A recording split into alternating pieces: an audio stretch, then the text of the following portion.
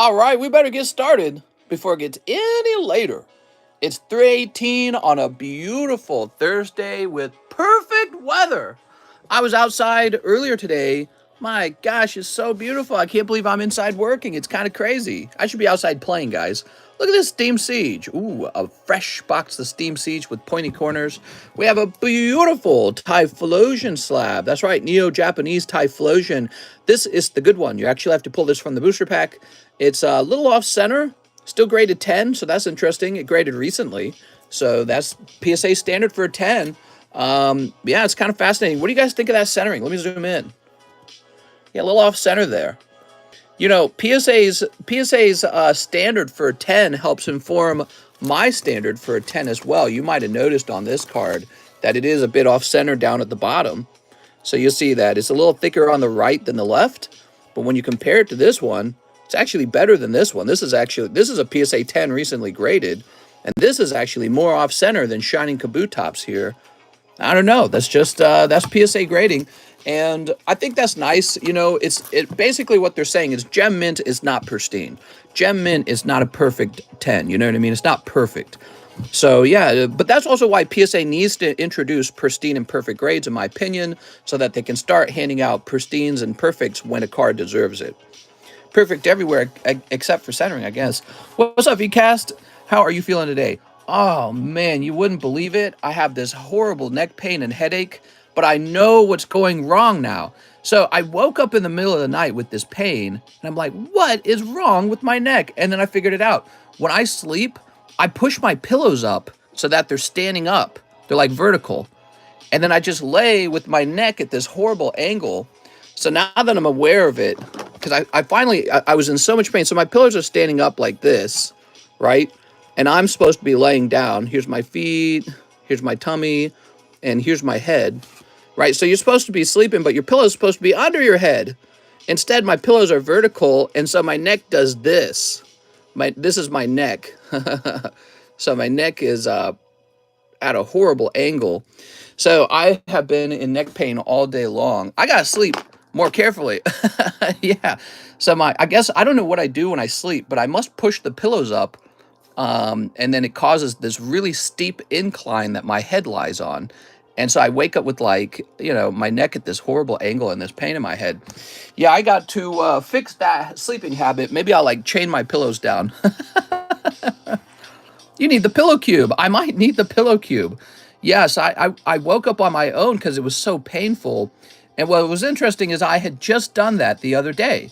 I had the exact same problem occur the other day. So it must be some sort of thing I do in my sleep. I don't know. I don't do it consciously is what I'm trying to say. I think I just push my pillow up in my sleep, and then I end up with, like, my neck all twisted. And yeah, so I got pain on my left side of my neck and a headache on the left side of my head. They got to be related to each other, and it was definitely what was going on. Yeah, pretty sad. But I didn't take any painkiller because I don't want to take any painkiller for this one. I just want to let it heal, and then tonight I'm definitely going to sleep more carefully. I'm going to tie my pillows down. All right, let's see. Andrew Flores. Let me get a Top Series 2-pack. Yeah, I got, like, this splitting headache, dude. People all over the world canceled their PayPal account. Yeah, I don't know how many people canceled their PayPal account. I will not be canceling my PayPal account. So that's how it is. Here we are. So, Andrew Flores. Lots of people. How many people? Tons. Just all of them. Andrew Flores with the Top Series 2 booster pack. Boy, we sure love these Series 2 packs. I hope you pull a Rainbow Gengar. I really do. You ready? Or Clear Charizard. Neither of those have come out of here. Take you out back and take you out of your misery. Oh, no, thank you. I'd rather be in misery than dead. All right, you're getting some kind of Onyx, it looks like. Onyx. What happened? Oh, I fell asleep with my neck at a bad angle. Hey, non-holo Gengar. Good pack. Well, that peeled really well. The only problem for you is this corner is all busted up. That must have happened, I don't know when it happened, but it was probably either on the outside of the box, bumped to the edge of the card, or the manufacturer bumped it, but I didn't bump it. Oops. Canceled PayPal account means Pokemon prices going up 10%. Here we are. Here's Gengar. Ooh, beautiful Gengar. Yeah, I will not be canceling my PayPal account. Cancel and go to what? Venmo? That's owned by PayPal. Cash App, whatever other ones. You don't think that they're full of woke engineers and woke corporate, if you gave me like a conservative alternative, I would add it. I would add it as an option, a conservative alternative, a platform that is pro freedom of speech. I would add that. But I'm not going to cancel the largest money transfer platform for transacting in dollars just because they did one stupid woke thing when they're all virtually doing it. You ever looked into the credit card companies? They're the same way. The banks are all the same way. They're all the same. Android Pay, Google Pay, Apple Pay. Yeah, exactly. They're all equally woke. PayPal allows you to take international payments. I don't have Cash App or Zelle being in Europe. Yeah, so it's not that I love PayPal. I don't really have a lot of other options. PayPal is one of the best, you know what I mean? Here we are, Gengar. Besides that, they walked the policy back, but only after being called out. Andrew Flores. Ooh, I drink a lot of caffeine. I got the jumpy hands. Let's find your bag, Andrew. They had a lot of caffeine today. PayPal going to tax you $2,500 for your opinion. They already said they're not going to do that. PayPal allows you to take internet. I already read that. Why PayPal getting woke now? No, they were already woke. PayPal was already woke. Yeah, you're just becoming aware of it. Can I start writing you checks for payments? You can actually, yes. You could send me a check and I'll cash it and then give you store credit. Mister, your thoughts on CGC starting to grade video games? I'm going to use them.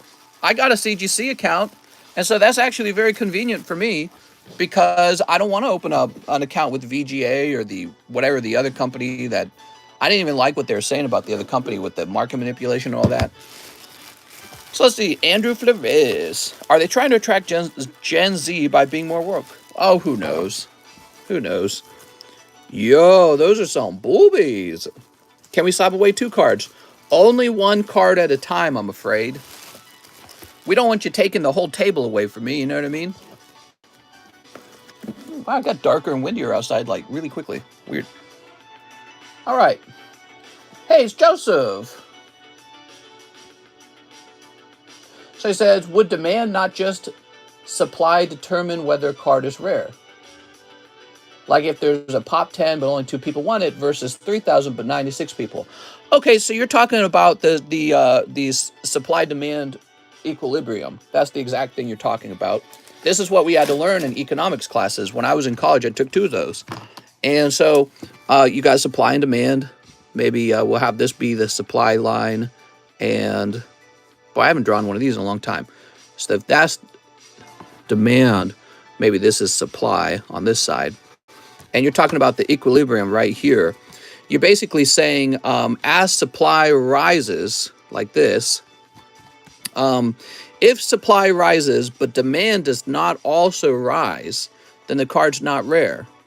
Whereas if demand rises, I'm sorry, am I saying it backward? Yeah, if demand rises and supply rises at the same time or the same rate, then the equilibrium's up here and everything's fine. So your little description's basically just what we're showing on this chart, but in a simple sentence. I'm not gay no more. Oh my God. Check your Discord. Is that Mike's side? That's gonna be Mike's side. Oh, he's got the no gamma cut. You guys ready for this? No gamma cut. No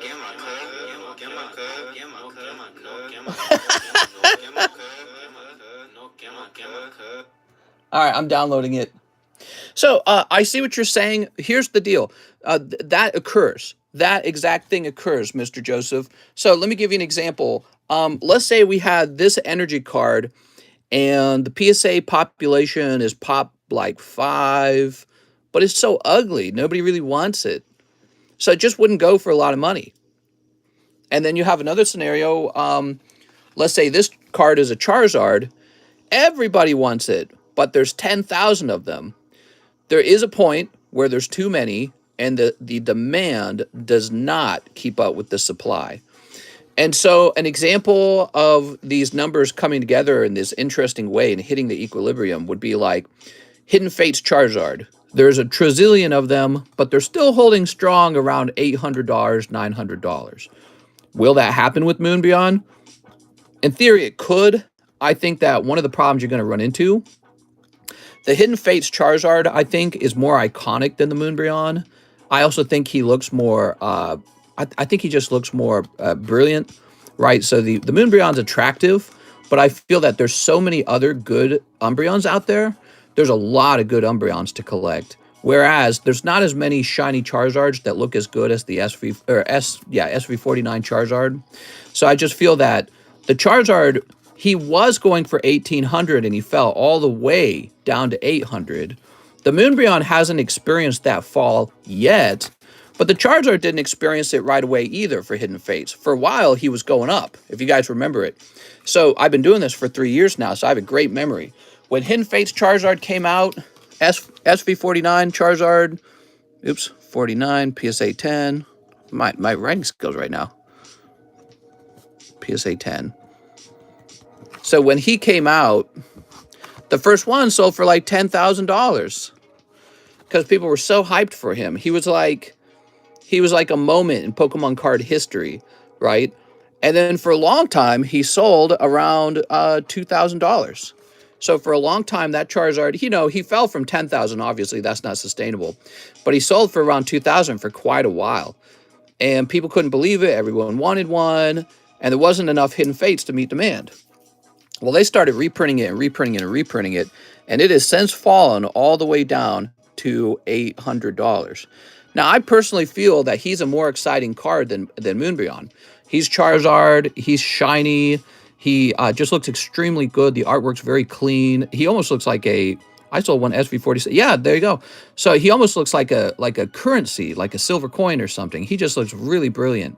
And yet he still managed to fall from $2,000 to $800. And if we go look up his population, I'll look it up real fast.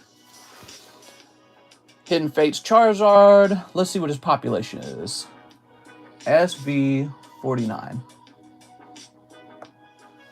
All right, here it is.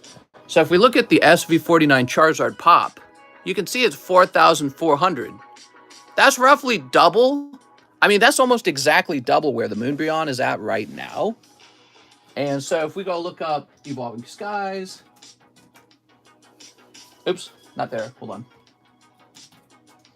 So you saw SV49 Charizards. You saw that he was at 4,400. He's slowing down, which is nice. But I promise you, there's a lot more Hidden Fates product out there.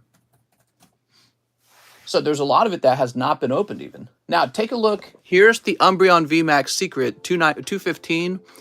And it has reached roughly half that number. Okay, so 2,216. And I think you're going to see exactly the same pattern with it. I think starting out, you're going to see the Moonbreon selling for like $1,000, which is already less than the Charizard.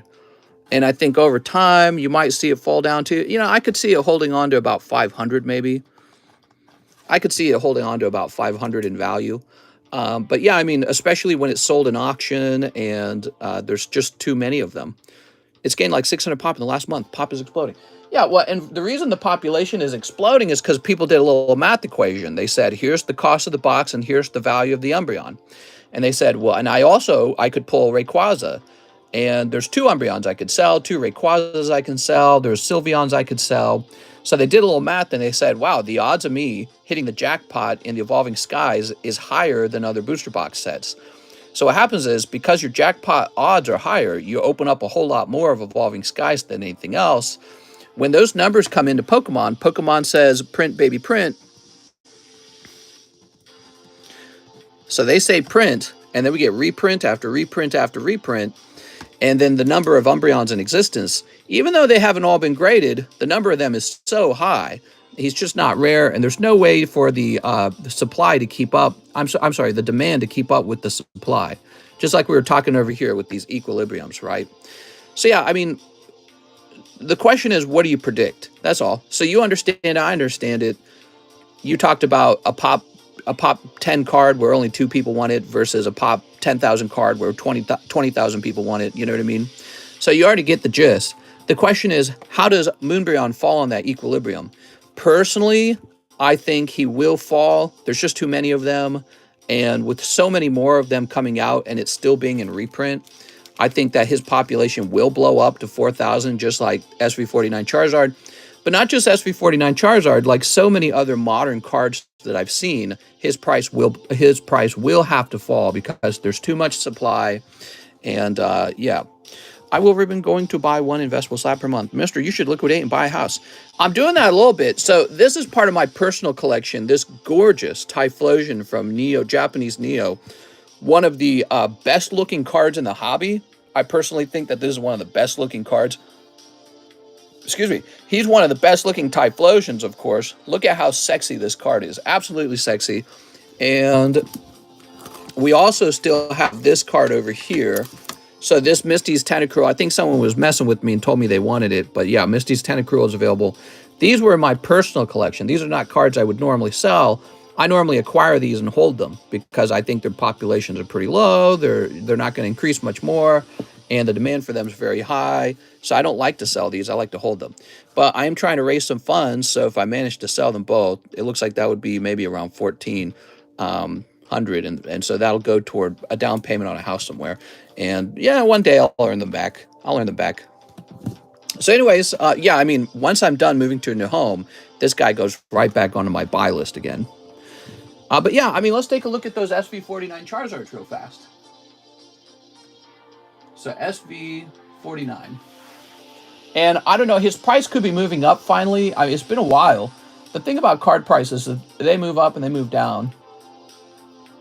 But let's see, how much could I buy a 10 right now? Yeah, here it is. His price is not going up. So his price is stagnant. 824 right now for PSA 10. There he is. So I said 800. You know, the last time I checked that was like months ago, right? His price is not moving up. It's staying about the same. You don't want to own a card where the price is roughly staying the same month after month. You want a card that's getting more rare over time because everyone's buying it up. And so what's going on is there is a SV49 Charizard. Every time someone buys one, someone else sells one. And that happens very quickly when it comes to a card that has, I don't know, 4,000 in the population. You know what I mean? You would have to have some serious investors come in, and they would need to buy that card up and hold and just keep buying and buying and buying. Will that happen? Maybe. But let's take 825 times 400. So to buy all of them, you would need, to buy all these Charizards, you need $3.6 million, which shows you how much you would need to corner the market. You would need 3.6 million, even if you bought all of them at a rate of 824. So that's one way to kind of get a gist of how expensive the card is. And obviously, as it goes by, it'll get more expensive. Isn't that funny? So as you start to buy out the market, everyone else is benefiting from you buying out the market. And the price of the card would ironically get more expensive. Now let's do a different calculation. Here's Umbreon reverse foil from Delta Species. You know what I'm talking about? That beautiful reverse hollow stamp Umbreon reverse foil. Delta Species up here, right? From Ruby Sapphire era. So this is one of the lowest pop sets ever. There's only 67 of them. And I've been buying them at roughly $700 a piece. And then I got a couple at $1,000 a piece. So, but let's say they're all $1,000 a piece. You'd do 67 times 1,000. Oh, so you could own the entire population of Umbreon reverse hollows from Delta Species for just $67,000. So that's how a market gets cornered, by the way. When that market gets bought out by me and a couple other guys who are aware of what's going on, and there's literally none on the market anymore, then all of a sudden the price has to go up because I'm willing to hold that card because I'm willing to bet that you will buy it at a higher price than I did. $700 for such a rare card is cheap.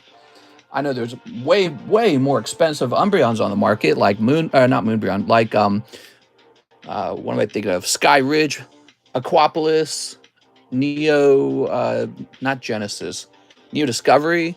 So there's all these really expensive Umbreons, and they cost way more. Oh, there's Karen's Umbreon. That's like a $2,000 card. So let's look up that Delta Species. Let's see if we can even find one. Yeah, they're all gone. Delta Species Umbreon's all gone. The only thing you see left on the market, this one where you have to buy all of them and they're not even the reverse hollow. And this one, I don't think it's reverse hollow either. Yeah, these aren't reverse hollow. So for those who have never collected Delta Species before, Nobody cares about the regular hollows. Like, they're cool. It's kind of like collecting the reverse hollows in the Sky Rich set. You could collect them, but they're not really what people are after. What people are after in the Delta Species set, they specifically want the stamped card. Let me show you what that looks like. Looks like this guy right here. See the Delta Species stamp down there? That's what everyone wants. So yeah, they're all gone. There's none on the market at all. So if I were to go out and post a reverse hollow for 2,000 right now, and everyone knows there's only 67 of them, and that number's not really changing, you might buy it for You might buy it for $2,000. You might say, "Look, you got me, mister. I know that card is actually rare, and this is my chance to be part of the 67 people who completed their Umbreon collection by having this Delta Species card." So that's how prices go up. What's up? Things are strange. I have a Magnemite 7.5 from Delta Species. I love it, even though it is a low grade. I've won Umbreon Delta Species, PSA 10, but the reverse, though, yeah, you cannot get a hold of the reverse hollow. The reverse hollow is what everyone wants. Give me a moment.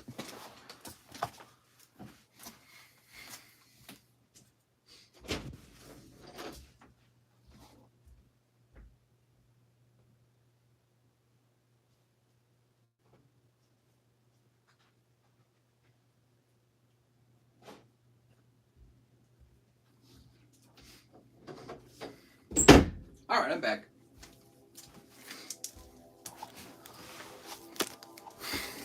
The reverse, yes. This is a reverse foil, Rev foil. So here they are. And I picked up 5 of these rather than 5 Moonbreons. 1,000, no price on that one. 780 on that one. 1,000, no price on this one. So there we are. So why did I buy 5 of these Delta Species Umbreons rather than 5 of the Moonbreons? Well, because I'm not worried about obtaining Moonbreon. There's like 2,000 of them. There's always going to be one. Somebody will always sell one, especially when we hit 4,000. But when it comes to these beautiful Umbreons, I am scared about not being able to obtain them again. They're too rare. So that's how I collect. I go, okay, what am I scared of not being able to obtain again? And what looks really good at the same time? All right, here we are.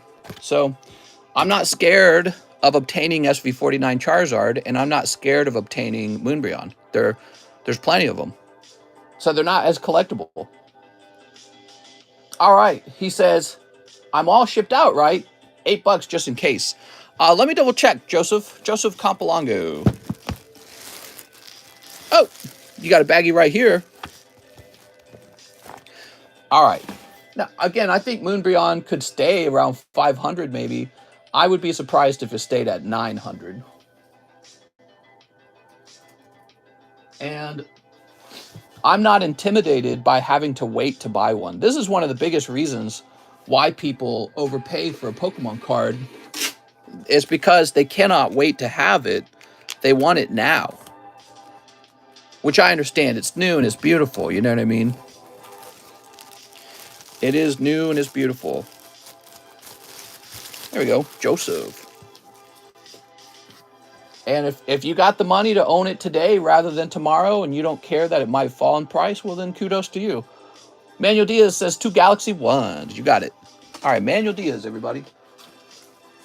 Some people do not mind paying extra to have the card early. I'm very patient, on the other hand.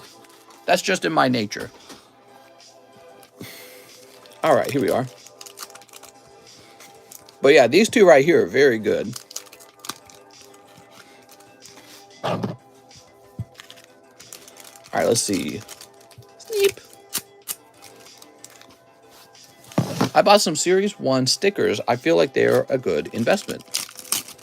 Jack for mod, says James Nogar.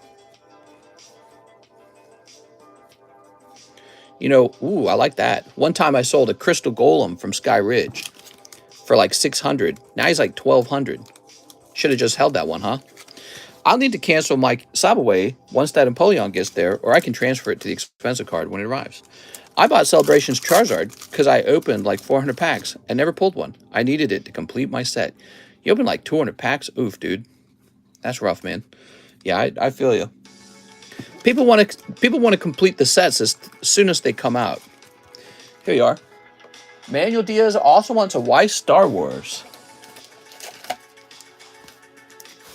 And 2-star birth. 2-star birth.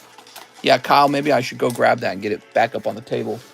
1 Opus 4. Oh, I gotta stand up for the Opus 4.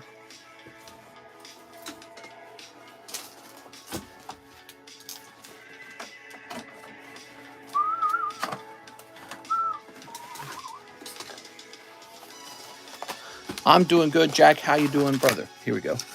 You guys talking to each other. How's it going, guys? Happy Thursday. It's the Thursday lunch stream. I'm so glad you guys are here. All right, we're live. We're always live. Very dependable live stream. How's your wife today? Is she giving you a hard time? No, she's fine. She got a promotion today, so that's pretty cool. Let's see.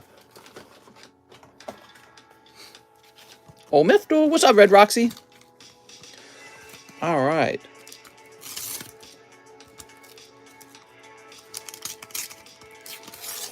Let's see. It's 9:40 p.m. UK. Let's go. Congratulations from the Pooh Boya. What?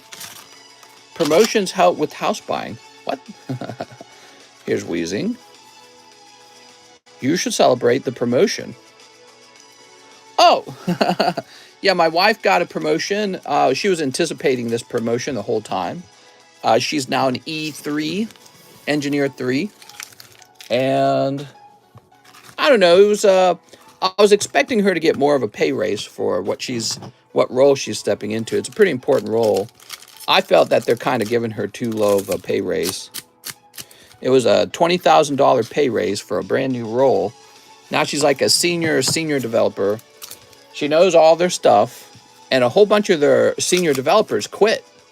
So they all quit, and it's like she's the last one, and they want to give her like the smallest increase in pay ever. And I was like, dude, here we are. She does really important work for them. Big fist. Here we are. I was surprised. I was like, really? Is he still doing order guy? She should resign. That's what I was telling her. I was telling her, man, you just quit your job. You could be a stay-at-home. I didn't say stay-at-home mom. I just said stay-at-home. She could just lay around and eat pancakes or whatever. Manuel Diaz. She can do anything she wants. I'll bankroll it. I'll give her and her girlfriends money and they can go shopping together. Let's see. I watched some news in California. Someone's trying to change the term breastfeeding to chest feeding because guys can do it as well. Well, I mean, that's not a surprise. That's part of the whole sort of push to change language to the idea that there's no gender. You're person one, you're person two. Person one can, of course, breastfeed because there is no such thing as a man and a woman anymore. It's just person one, person two. So that's why they want to make changes to the whole language, to the whole culture. They're really pushing that. They want to get rid of gender norms. They want to get rid of gender roles. And I think that maybe there is some progress in doing that in the sense that, you know, it allows some women who don't fulfill a traditional gender role to play a role that society perhaps doesn't let them normally play. But at the same time, I feel like something else is lost. And maybe what's lost is the fact that men are kind of better at being men. And women are kind of better at being women. I mean, we're just men have a biological advantage at being guys, in my opinion. You can disagree with me. You can say the science says otherwise, but I feel like it's probably true. And so when you change the language and push everyone to swap roles, maybe you just have more broken families. In the longer run, the thing that worries me the most is neutering ideologies that force you to not have kids. So that's the thing that bothers me the most, and I think that's where this heads toward. I think it heads toward neutering. Human neutering is not to be celebrated. It's sort of like the ultimate mutilation of a human being. So I'm not a fan of it. I think it's kind of evil. Jeff Leon says 2 slimes. You got it, Jeff. 2 slimes. Anything that neuters a human being, stops them from being able to reproduce, should be considered a direct attack on the person themselves. Because that's sort of your prime directive as an animal, is to have your own children rather than to just go to work for somebody else to pay for them to have children while you neuter yourself. You're like it's like the ultimate defeat to do that. But it seems more and more like that's what some humans push other humans to do. Too wise. You're always better off when you focus on your own family and your own children and your own net worth, your own wealth, rather than making someone else wealthy and neutering yourself so you can't have children. You know what I mean? So it's kind of wild. People push that onto their kids now, and I don't know how to feel about it. I'm not a fan of it. It's weird because, we used to look at other societies they would perform stuff like genital mutilation, and we were like, that's horrifying. I can't believe you would do that. And now that's our society. So it's very fascinating. It seems that humans have an interest in neutering themselves and genital mutilation. I don't know why. I don't think that it's a healthy practice. I don't think, the reason it hurts so much to get kicked in the balls, your body's evolved for it to hurt like crazy to get kicked in the balls because your body's trying to defend your balls, because that's your biology trying to, project itself into the future, try to have more kids over and over again. That's your genes protecting themselves. The genes that protect themselves make it into the next round of children. And so this weird obsession with mutilating our genitals and performing a neutering on ourselves is, it might be like, the most straightforward version of a human sickness, in my opinion. What could be more important than having new children? Nothing's more important for your genes than having new children. What we got? Oh, speaking of which, I gotta go make some babies. No, I'm just kidding. I can't see that far right card completely. Yeah, that's normal. That's how we do it. We can't fit it on the screen. Oh, it's Han Solo. And Darth Vader. We love Darth Vader. He's a bad guy and he had children. Even the bad guys having children, guys. Hey, what do you think? To buffaloes, I consider myself a buffalo, not a person. Buffaloes are great. I love buffaloes. They taste delicious. Let's see what we got. They make they grow good fur, so they're perfect for slaughtering. You can identify as whatever you want. I don't agree with birth certificate having an X on it. I'm not having kids, waste of money. I'd rather enjoy life. There's already way too many people in the world. Well, so what you're telling me is you would like to cut yourself out of the gene pool. And so your ancestors brought you all the way to this point. You literally only exist because your parents made a sacrifice to have you, and all your grandparents and great-grandparents and so on and so forth. And now you're a set of genes that exist saying, I don't want to continue to exist. I'll just kill myself by not having children. You know what I mean? So it's like, that's a belief, by the way, what you're talking about. Like maybe the urge is not to have children because it's easier to sit around drinking Mountain Dew, scratching your balls, playing Xbox. But it's like, none of that really matters as you get older. And I don't know, you might change your mind as you get older too. So, if you're young now, you might be saying, oh, I don't want any kids. And that's fine. But, you're saying, I want to end my own bloodline. I think, A, you must have a very low self-esteem about your own bloodline or yourself. Or B, you must have bought into this ideology that it's bad to have children. And it's good to have instead hedonism, because that's what you're describing. You're like, oh, I just want to enjoy my life. Yeah, that's something people used to talk about. It's called hedonism. That's like Bacchus, laying around, drinking wine, having women. I totally relate to that too. I understand it, but it's like, and then you die and maybe you're like a nihilist and you believe nothing is meaningful. I think that hedonism is very close to nihilism. You're saying nothing else matters except for feeling comfortable for a while and then we die. You know what I mean? Hedonism's like a stone throw away from nihilism, because it says, how should you spend your time? Oh, doing whatever feels good, and then that's the end. Because usually when you have kids, it doesn't feel good. It's a sacrifice. When Mr. has children, he'll realize it's a big mistake. Regret your kids, WTF. Mr. holds no words back. Socialism, says Carl Wolf. So Jeff Leon. Yeah, but, so I think there's a lot of people who have bought into sort of hedonism. They've bought into nihilism. They've bought into neutering ideologies that tell you it's bad to have children.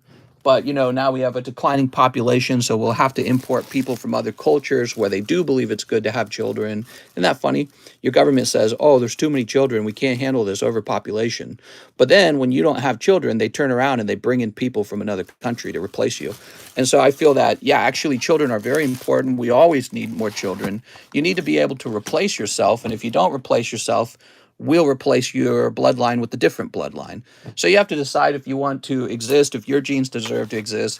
If you don't believe you deserve to exist, your bloodline deserves to exist, well, there you are. You're a bad set of genes, I guess. You're the set of genes that can accept some idea like delete yourself. You know what I mean? I find that very interesting. I think there'll be some humans who are clever enough to see that that's happening and they'll resist it. And then there'll be a lot of humans that aren't clever enough to see that that's happening and they'll just stop existing. And that's how natural selection works. So I guess maybe you don't need to intervene. Maybe you don't need to say anything about it. Maybe you just sit back and watch it happen and see who's smart enough to see that is happening. That's natural selection, isn't it? All right, Gregory Pablo. Let's see what we got for Gregory. John Wayne Gacy had kids. So did Ted Bundy. Smoochies, what's up, Kevin? How can I bring kids into this terrible world? You're in the world. If it's so terrible, well, what are you doing sticking around? You must believe it's worth living. Whoa, what is this? Wow, Gregory Pablo picking up the alternative art Charizard out of Brilliant Stars. Excellent, man. Absolutely excellent. All right. Dude, I own land in Pokemon. That's all I need. JV says, no. Here's Haxorus. Yeah, but so people who are against childbirth, they're against raising children, having to be they're like a perpetual child almost themselves.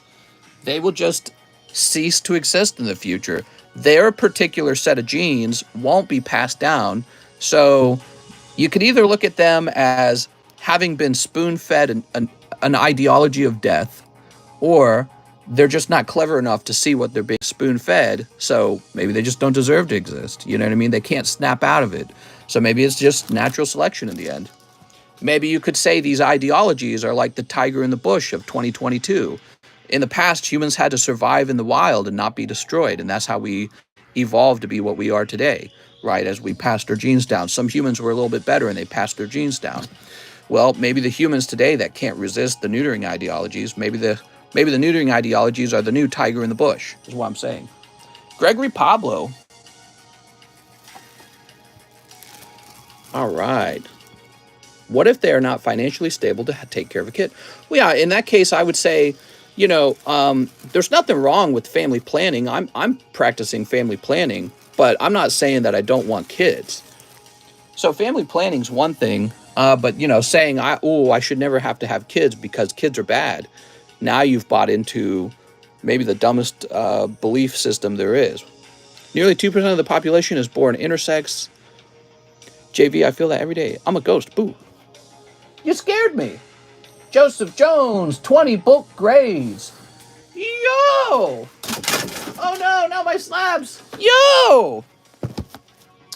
Oh, I dropped my Umbreon. He's fine. He didn't fall very far. You just hear a lot of clean because they're very loud. All right, what we got? The room's so crowded. Let's see. Ooh, I love these Darth Vaders. Oh, and the Emperor. All right. If I have a genetic disease and there's a chance my children will get it, should I be having kids? Yeah, I'd say so. I'd still have them. I'd say F that genetic disease. I'm still having it. Here we are. Your genes have to be selfish enough to reproduce. Your genes have to say, I want to exist. Even if I have a rare genetic disorder. Listen, for all the people who say, oh, my poor children will get this problem in life, like poverty is another one. Oh, I don't want to have kids in this terrible world. They'll be poor. All right. So if you're so poor, off yourself. Oh, but you don't. You don't want to. You like existing. You like to live. So you like to live. So what is your assumption? That your children would hate to exist just because they're poor? I mean, it doesn't follow logically. So what's really going on is you're just saying, I don't feel like having children because, and here's my rationalization. So that's what's really going off. Mister, I found some good cards. What if they're not financially stable to take care of a kid? Yeah, we spoke about that a moment ago. And what I said was that it's okay to do family planning. There's nothing wrong with family planning. Valifor, Golem, Sid. Are these all Final Fantasy Opus 1? Sid reigns, huh? Ooh. Ooh, we definitely got to send these. I love these Mario cards. These are awesome. Wario. I don't know about the sport cards as much. I don't know how popular the sport cards will be. Got a lot of them, though. All right, we got some of these sexy waifus back here. I was born to exist. A lot of people don't think a lot about evolution. They don't think about natural selection. They don't think about the competition that all your ancestors went through to exist. The struggle for survival. Now we reach all the way up to this point where it's not as big of a struggle as it used to be, and their offspring are just offing themselves. They're just saying, oh no, this is way too hard. What are you talking about? Your ancestors tried twice as hard. They survived famines, they survived droughts, they survived war, really huge wars. They survived disease, uncurable diseases that are today very curable and treatable. They survived hardship. They survived poverty, enormous poverty. And so they reach all the way to this point where snot-nosed, weak-wristed you exists. And you go, no, I just throw it all away. And it's like, bro, you must not have respect for your ancestors or yourself to believe that none of this was worth it and you should just off yourself genetically because, oh, I wouldn't even want to have kids in this terrible world. It's like, have you looked around? Life is like 1,000 times better than it used to be just 100 years ago. I got 2 daughters, too many, but I love them. They will carry on my amazing genes. Yeah, you have to be a little bit selfish and say, I should exist. You know what I mean? It was all luck. If you met your grandparents, you would understand. A majority of abortions are done by mothers who already have a kid. What are your thoughts on people who aren't in poverty, but having another would send them into poverty? I think that you've heard my position on abortion. I do think it's murder, but it's not my place to go and stop you from murdering your own kids because we're in a competition to have kids. And so if you're about to win the competition by having more children and then you kill them, well, then that's your loss. And I'm not here to save them. So that's my position. There's 4, 5, 6, 7, 8, 9, 10, 11, 12, 13, 14. That's 14. There we go. 14. They need to get their tubes tied. See, that's part of the neutering ideology, the belief that you need to neuter yourself. It's like, why would you ever need to neuter yourself? Your body neuters itself on its own as you get older and less fertile. And that's not a sign of health. It's a sign of disease. You're getting older and your body's dying. So you lose your fertility as you get older. You're going to intentionally lose your fertility. It's like, okay. Okay. So people are very obsessed with wealth. I am too. I like being wealthy. But it's like, there's a point to it. The point to it is having a family of your own. That's the whole point of it.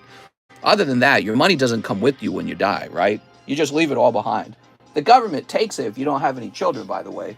So you're working every day, working. For who? The government? When you die, the government gets all your stuff because you were dumb and didn't have kids and you bought into these ideas that are really dumb. You know, so. Ooh. So anyways, let me grab some more card graders. Give me a moment. Yeah, you should definitely have kids. Don't listen to anyone telling you, oh, too much pollution. Oh, you can't have kids. Those guys will replace you in a heartbeat when there's not enough people in our economy.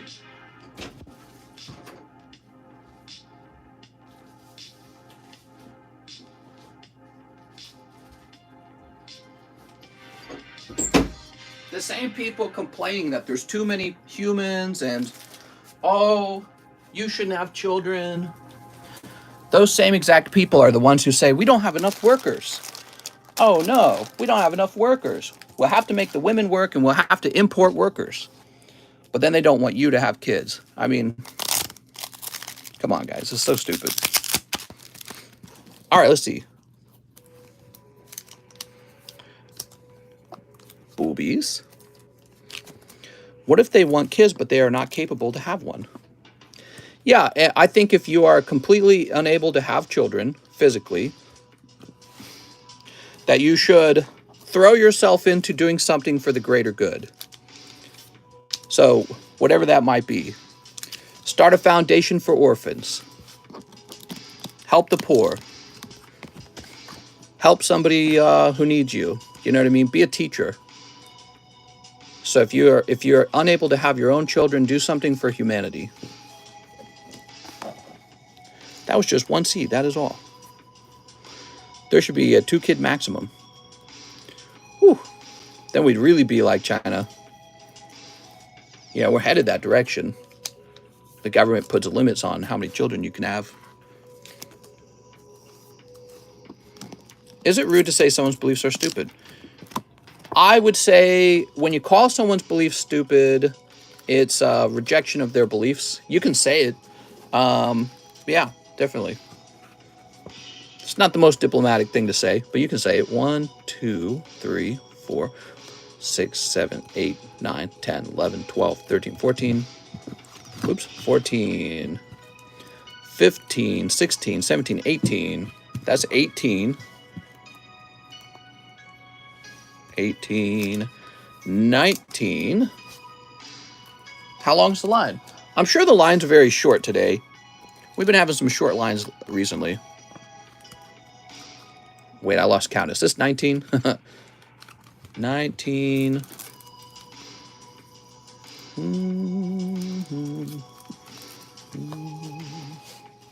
What's the battle booster looking like? It sure is looking. We finished it. We started a new one. There's 3 spots filled out of 10. There we go. Here we are. Neutering ideologies, from my point of view, must be one of the worst human ideologies of all. We've evolved all the way to this point. You only exist because your parents had you. So here you are with your own opinion about things, and you have the worst opinion of all.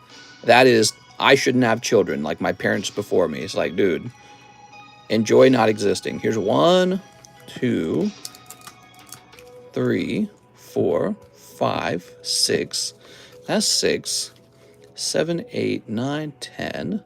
Oh, 7, 8. Oops. 9, 10, 11, 12, 13, 14, 15, 16, 17, 18, 19, 20. There we go. Woo! That's a big order, Joseph. Hey, it's gotten a little cheaper to grade, hasn't it? It's kind of nice. What about neutering after you have kids? I think that's fair. No, why would you do damage to your body on its healthy body parts? I personally still think it's dumb. You know, vasectomy, tubes tied, all of that's very dumb in my opinion. There we go. I'm completely against it. I think it's no good for you. Here we are. What's your opinion on teen pregnancy? The best time for a woman to be pregnant is when she's young. It's easier on her body.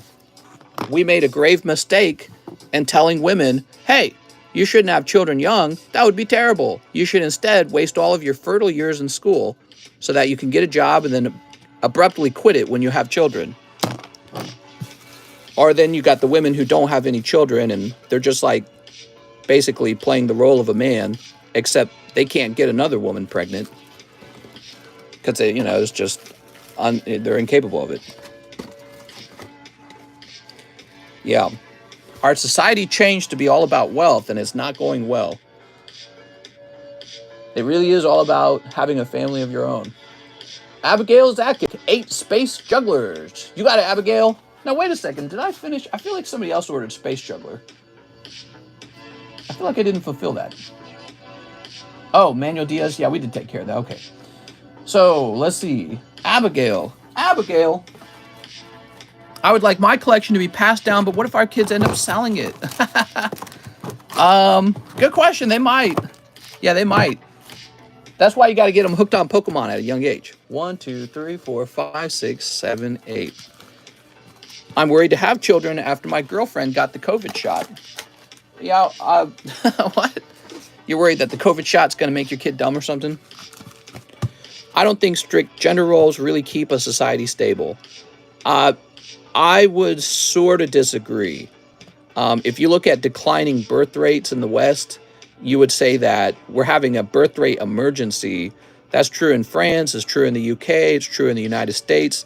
Like if you were to take out the number of new immigrants we have from Mexico and all those South America, and it was just white Americans, we are dropping in numbers significantly. I blame that primarily on neutering ideologies, including feminism. Women, instead of having children, go to work. My own wife does this, and I'm not a fan of it anymore. I've had time to think about it. I don't think it leads to a better life. You just have more money, but you have no heirs. You have no children. So, yeah, I mean, you look at the people coming from other countries, and they have traditional values where the role of being a mother is still honored. And women are for starting a family with. You have a family with women instead of working all day with women. And I don't know. I don't think that women shouldn't not be allowed to have a job. It's just we need to know what in society has real value. We're so selfish. We only look into our short little lives and say the only thing that matters is me and what I do with my life. We don't look at our ancestors and respect them for what they made a sacrifice to have us. And we don't look forward and say, I have to make that sacrifice too for my own children. That's typically because now you're a nihilist and a hedonist. You believe there is no meaning to children.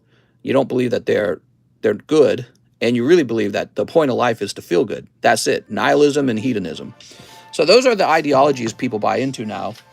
I don't think I fully agree with them. I don't think they're the ultimate intrinsic good in the world. You know what I mean? Hey, Abigail picking up a trainer card. Darn it. Hedonism and nihilism. Nothing matters except pleasure. If you really believe that, the world gets to be a much worse place. Cold. You can believe that. I believe hedonism and nihilism, they ultimately lead to suicide, is what I believe they lead to. Because you have no reason to exist the moment life becomes painful. And it does eventually. Oh, Heatran. Life will become painful. You have to have a reason for existing. And family is a good reason to exist. There we go. Abigail. You know, people are going to have a really rough life soon when they get much older and they're riddled with disease and poverty and they have no family at all and their parents have passed away and their friends have moved on and had beautiful families. And then you're looking at yourself in the mirror and you have a few extra toys, I guess. And you're going, well, it's just me all by myself. And life is painful now. You know, if you look at suicide rates, they're going up. Wonder why? Could it be because no one has family, no one has anything meaningful in their life? Maybe that's it. All right, let's see. No, man, it's because we're not getting enough socialism. That's why. Jared Everett, 5 Merlins, Series 1. You got it, Jared. Do you believe men has it say in the abortion rights? Oh, do men have a say in abortion? I mean, it's an interesting question. I feel like it's a wider question. What do you think in the Middle East? In like Iran, Saudi Arabia, Iraq, Afghanistan? What do you think they do for abortion in those countries? Do you think that the women just run off and have abortions all day long and the men have no say in it? And if it's not that way, are they just evil? Are you denouncing the Middle East as evil? Is Islam an evil religion to you? So I would ask you that as a return to your question.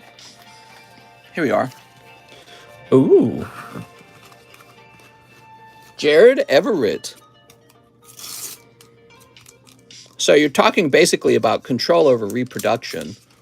And you're saying, well, women have the freedom to strictly control their reproduction. And if they want to murder their own babies, they can murder their own babies.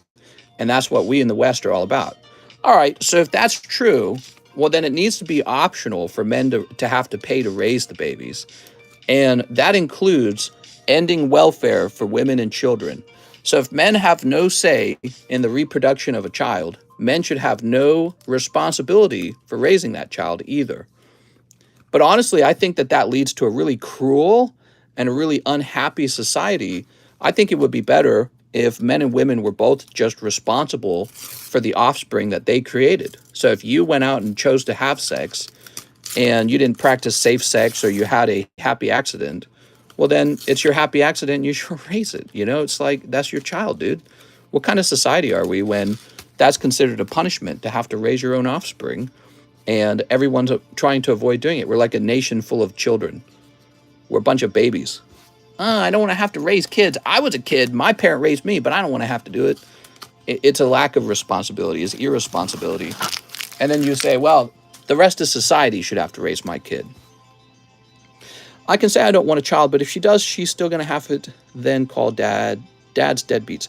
I believe the same thing, mister. That's really a great opinion. We have changed quickly in 60 years.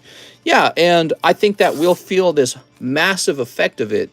What you're going to see, here's what I think is going to happen over the years.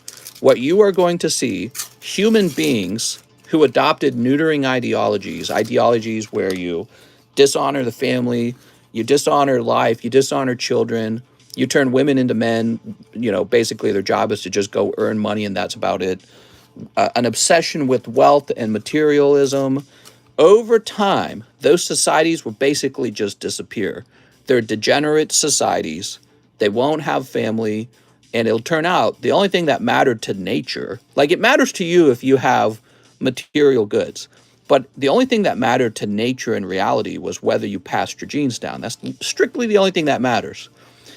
And so it'll turn out societies and cultures that value that, they will prosper and they will take all your land. You will disappear and they will replace you because they had a correct ideology and you had a wrong one. And so, you know, people are adopting ideologies right now. I think the American ideology is materialism. It is hedonism. It is nihilism. Nothing matters. And so we're all gonna die out basically, and then we'll be replaced by like Islam will come in and say, no, we do have children, and the family structure is real and it's enforceable, and just people who are willing to have actual children, you know, like 5 kids or something. So that's what'll happen over time.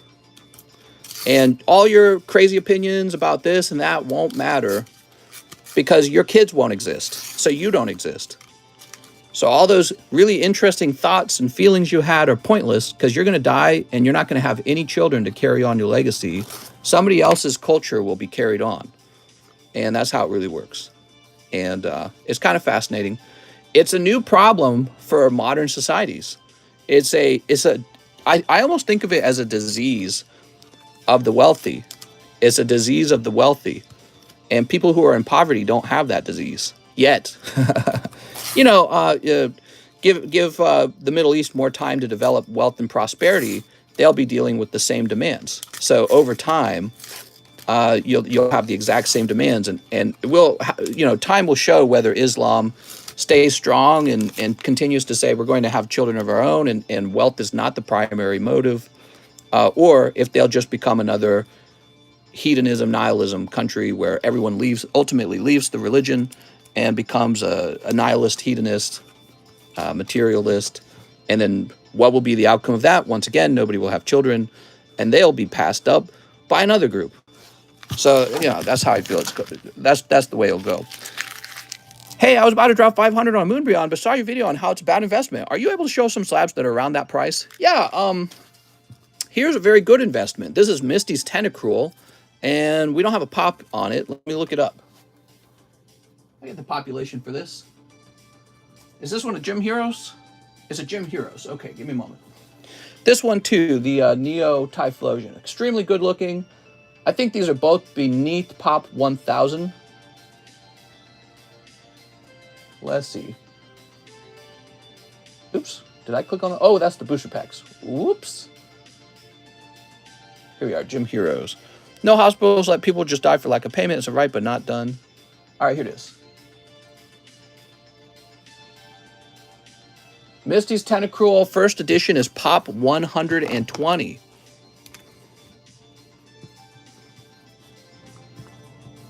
So the population on the 10s is 120. There's 447 9s, which tells you it's pretty hard to grade this card. Most turn into 9s. And when you look at the price of the booster pack, it costs, let's see, well, this is about the price of one heavy booster pack, but your odds of actually pulling the Misty's Tentacruel that's going to grade 10 is less then maybe about 1 in 4. So your odds of actually getting a 10 are maybe less than 1 in 4. So when you think about all that, when you calculate the price on that, you go, whoa, Misty's Tentacruel, that's not a bad price, actually. It's pretty rare. It's pretty expensive to open up the Gym Heroes pack, so the populations aren't going to change much over time. And as the packs are open, what we're going to discover is most of them are actually not 10s anyways, they're 9s. We have opened quite a few packs that turn into 9. The hollows turn into 9s. So yeah, it's very hard to get your hollow to turn into a 10. Mister, there's one on eBay for 500. 500. Well, mine's 525, okay? I'll smooch it for you, and then it'll be worth the extra 25. So, Jared, let's grab your bag, Jared. Jared, I didn't see a Gengar come out of here. I was hoping you would pull Gengar. Well, you got the non-hollow Gengar. Here's a Snorlax, Brock, Tangela. Let's have a quick look at your non-hollow Gengar, okay?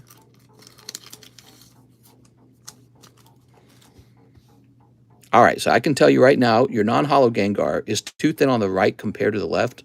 Well, actually, they're very close. How about the top and the bottom? Oh, top and the bottom's definitely off center. See that? So it's going to fail centering on top and bottom. Plus, it's not the foil Gengar. I get my hedonist pay tomorrow. Let me be clear about hedonism, by the way. I like it. I'm for it.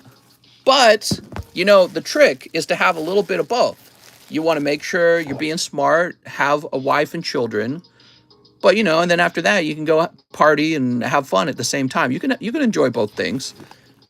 But the bad combination is when you have hedonism and nihilism, a belief that nothing matters, there's no God, there's no afterlife, not even nature has a value, things just exist and that's it.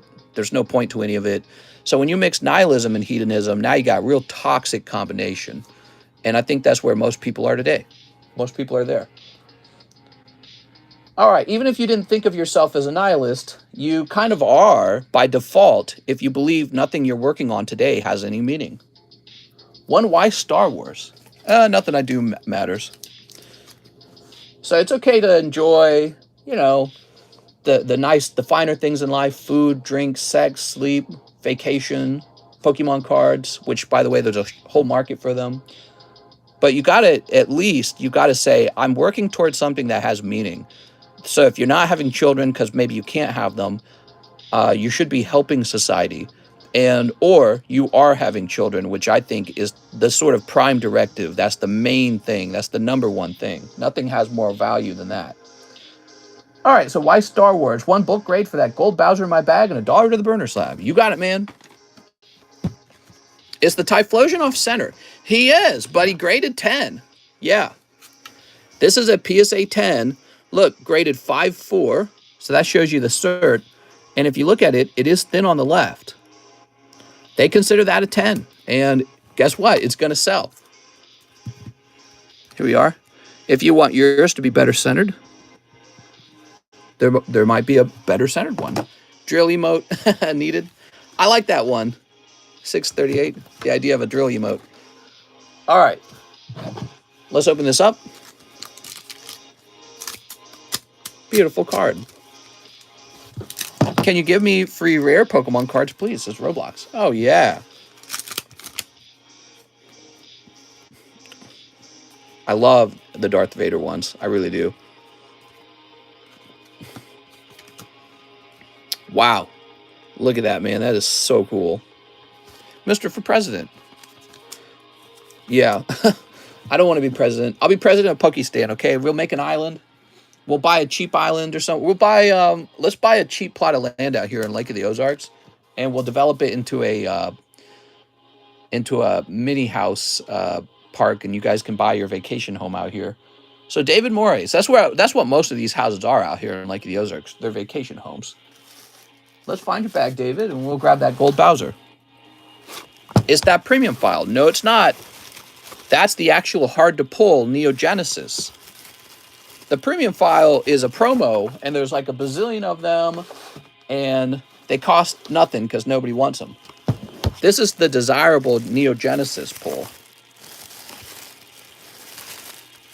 David Morris.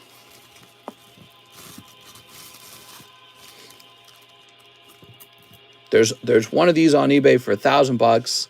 I placed mine at 900 because I thought 1,000's kind of high. Here we are. So there you go, man. No one is legally obligated to be a healthcare worker, says Vizard. You have the Evolving Skies in stock. I'm going to buy a booster box. What's up, Jacob? Yeah, we have it in stock. Sealed premium file, like $60. There we go. So this is for David Morris. Wow, look at all these lovely grades coming out. Loving it. You guys are keeping John busy with this. You know what John's doing for me today? Today, I have all these folders, and they're full of Pokemon cards, and I'm having John remove all the Pokemon cards.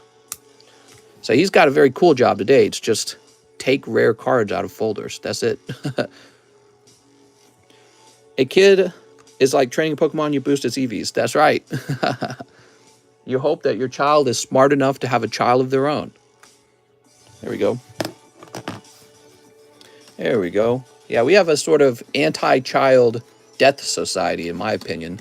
Society that values things and not people.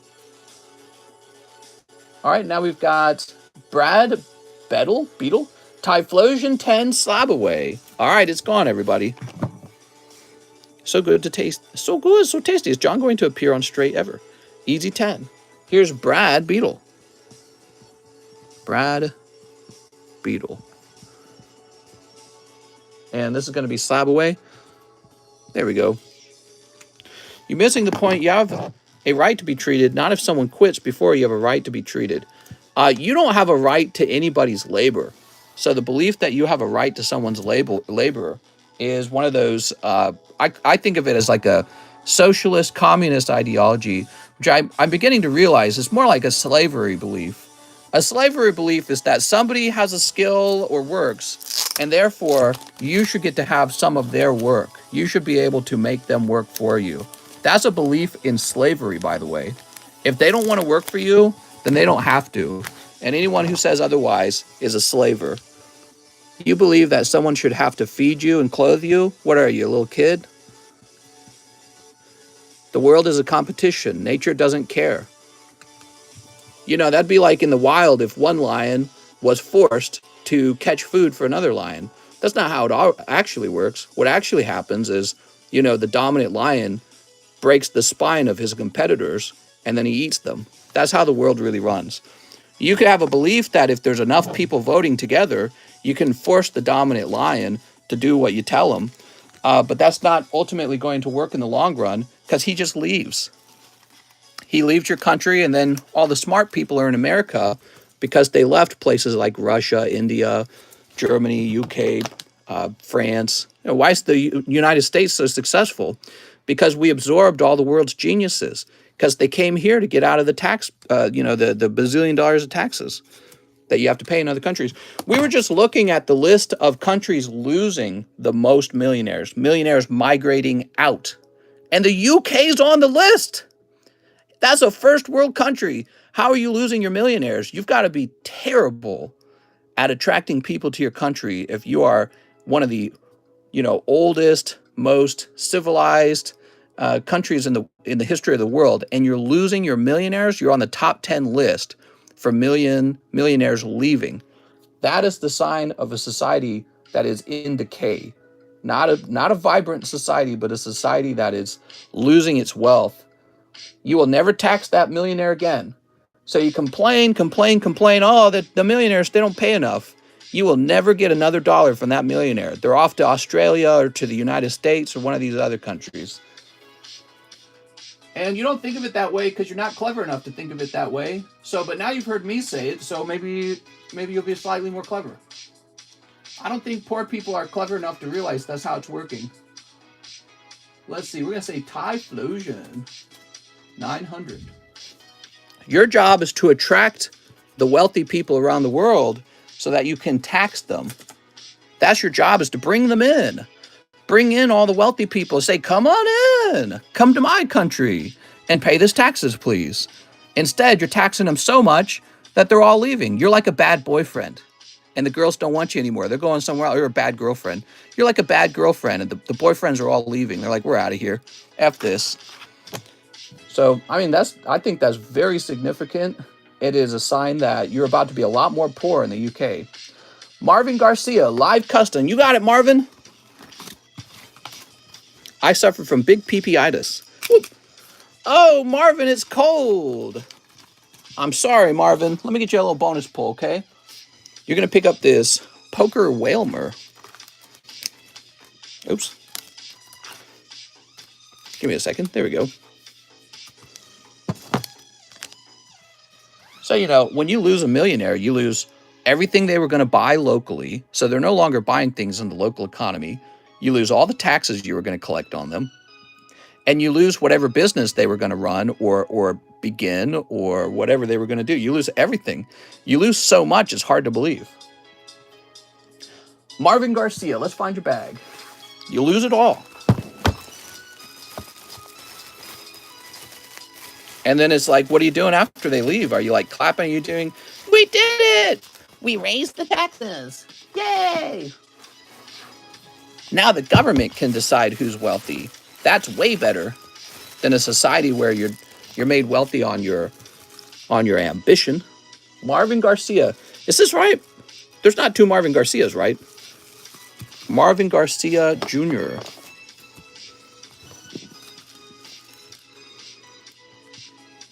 I better write that junior down. We did it. We drove out all the successful people. Now we just have the ones that want the free stuff. You know what I mean?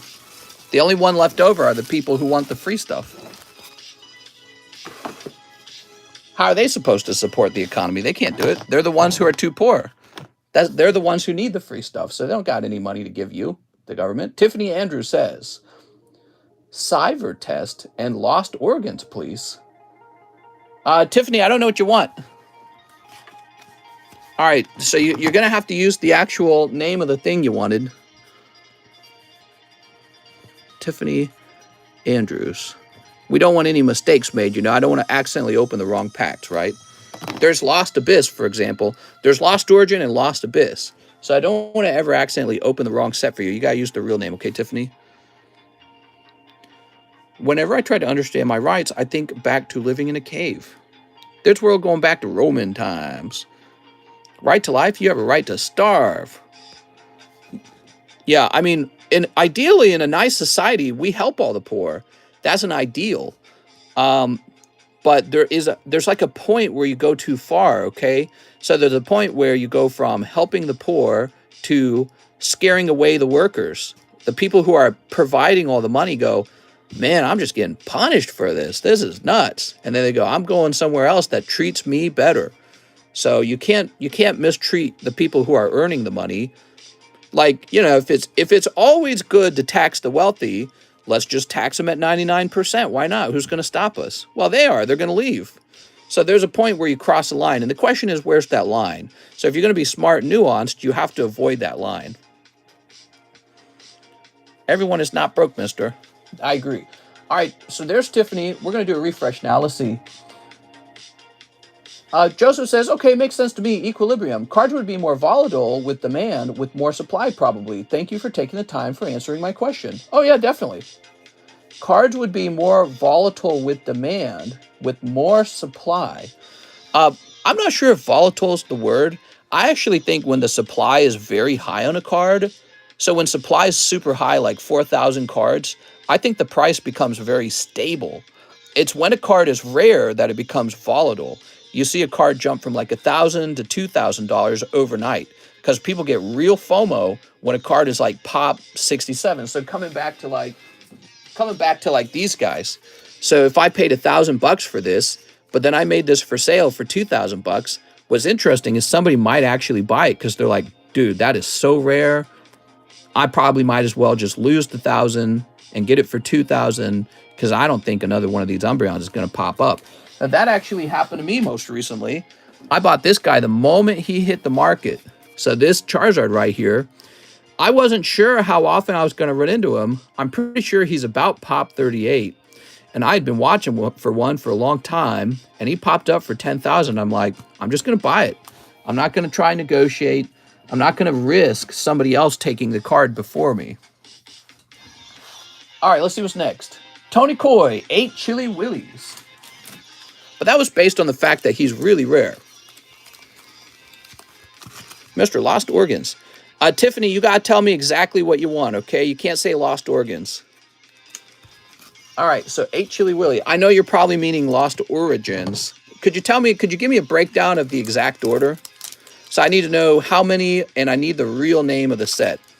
I'm back. Don't forget to take my pristine Rainbow Espeon Deoxys out of slab away, so I'm not holding up your inventory. Espeon Deoxys. Oh, right, yes. Okay, sounds good. Here we are.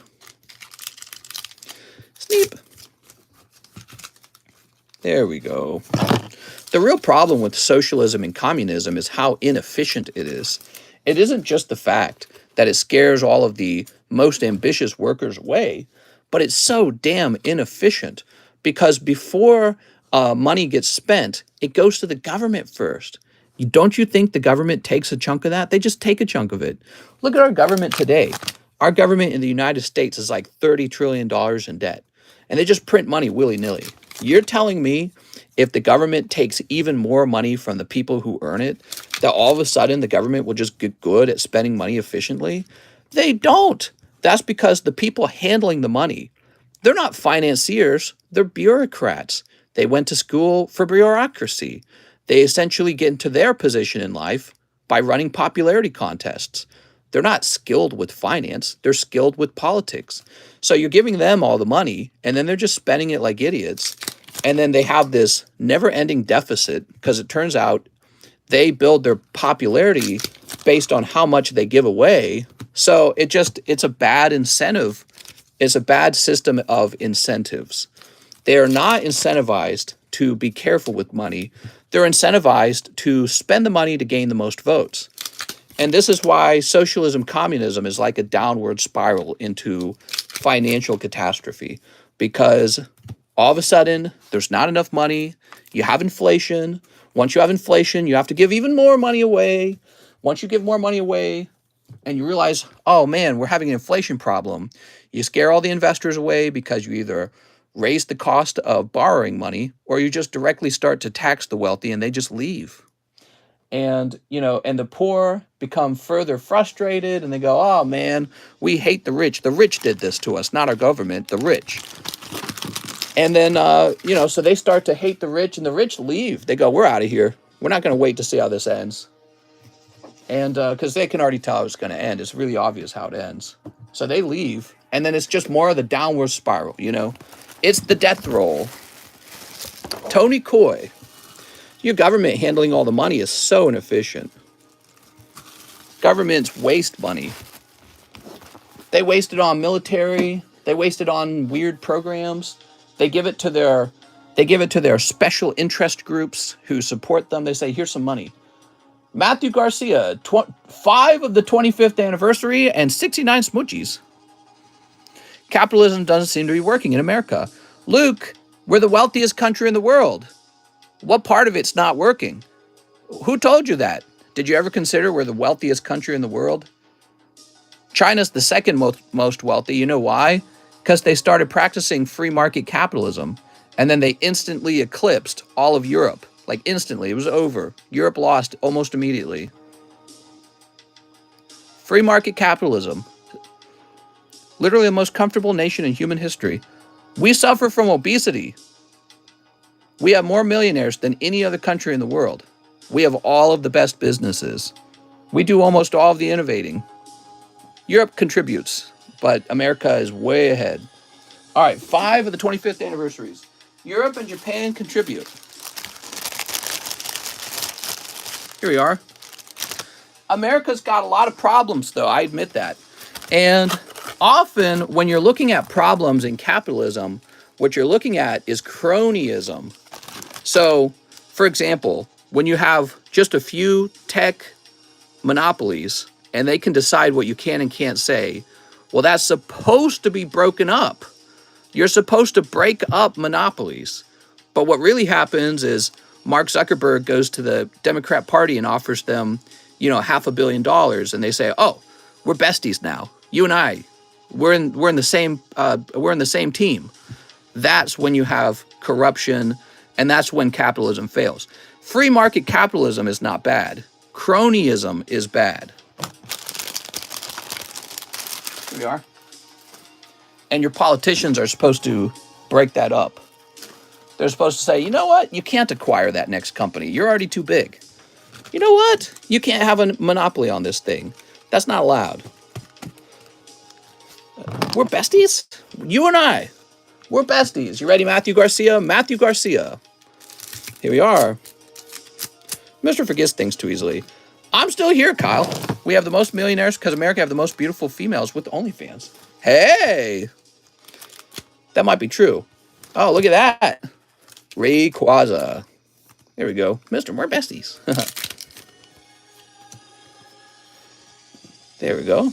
I knew it. Mr. At what point is a card considered high pop? That's a good question. And it does have to do with the demand. So it has to be a card that people really want. So if you have a card and it's pop 2, but nobody wants it, then it's not really a rare card, you know what I mean? It's I was trying to explain that earlier. Like if I was to take an energy card that looked like this and I graded it and there were only 5 of them in the population, nobody would buy it for a lot of money. US has low-class boss babes. Here we are. Yeah, how can you say capitalism has failed America? We've got all of the biggest industries. We've got the largest military by far, which we've afforded, despite the fact that we have all the richest people as well. And it's like, you look at the Forbes list of billionaires, it's like mostly Americans. And we have our brands all around the world in all kinds of countries because they couldn't make a better version of what we made. And I say we, but I didn't make it. How is that a failure, I guess, is my question. It's like, why would you want to change from that into being like our competitors who are not as successful as us? That's a real confusing thing. But, you know, that's what, a lot of the time, that's what the Democrats want. They say, well, this is terrible. We should be like our competitors who are technically smaller and not doing as well financially. It's like, why? I don't understand it. Well, and the real reason for it is because they hate America. They don't like it. They go, I hate this place. They're like the angry, bitter teenagers that never got along with mom and dad. It's funny I say that because I never got along with my parents. But, you know, everything to them was wrong and they hated it and they don't like the way they look. They don't like themselves. So they're trying to change everything. If I could only change everything, then I'll like it. Probably not. Here we are. Let's see. Long tummy Latina. Oh my God. There we go. There we go. We looked up a study that said that the wait times in the UK for cancer treatment actually caused more people to die from cancer in the UK than in the United States. People in the United States who receive cancer treatment are more likely to survive the disease. That's huge, man. That's a big deal. Where would you want to live? When you're dying and it's your own life, and the ideologies don't matter at that point. It's really just about survival at that point. Where do you want to be treated? UK or the United States? And you're going to go, guess I'll take the United States, man. Whew. I guess I don't want to die of cancer today. All right, let's see what we got for our bestie, Mr. Jared Everett.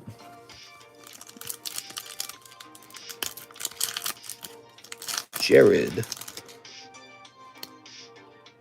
Gloom. U.S. leads in cancer research and the best doctors come here. Tiffany sent a penny message. Perfect. Hey, BB, did the battle booster go off? Not yet. I want to kill my mom. I want to kill my grandma. But Mr. United States, you don't have any money left after you're done with the treatment. Here we are. Well, what would you rather do? Have socialized health care where you die or expensive health care where you live? Isn't the answer obvious? Oh, man, that's sticky, dude. Woo! Sticky as hell. Jared, I do not recommend grading the Pikachu. Are Adam and Eve considered to be related? Oh, my God. Good question.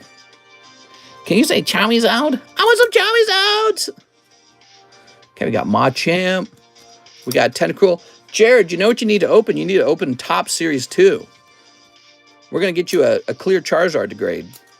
Here's a Vulpix. Just get insurance, taxes even out. You mean expensive healthcare where only a few live? No, that's not true. There we go. For the culture! Jared Everett. We do have a problem with healthcare. You'll be surprised to discover every country finds healthcare to be some a difficult thing to ration out. They have to ration it out. Doctors are expensive. Medicine is expensive.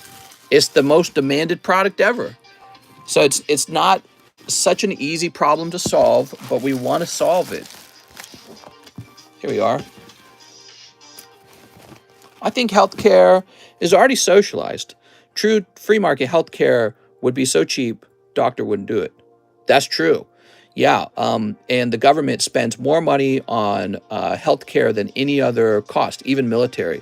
So if you didn't know this about the United States, the most expensive two items for the government in the United States, you would think it's military, but it's not. It's number one, Social Security for the old people. And number two, Medicaid, Medicare.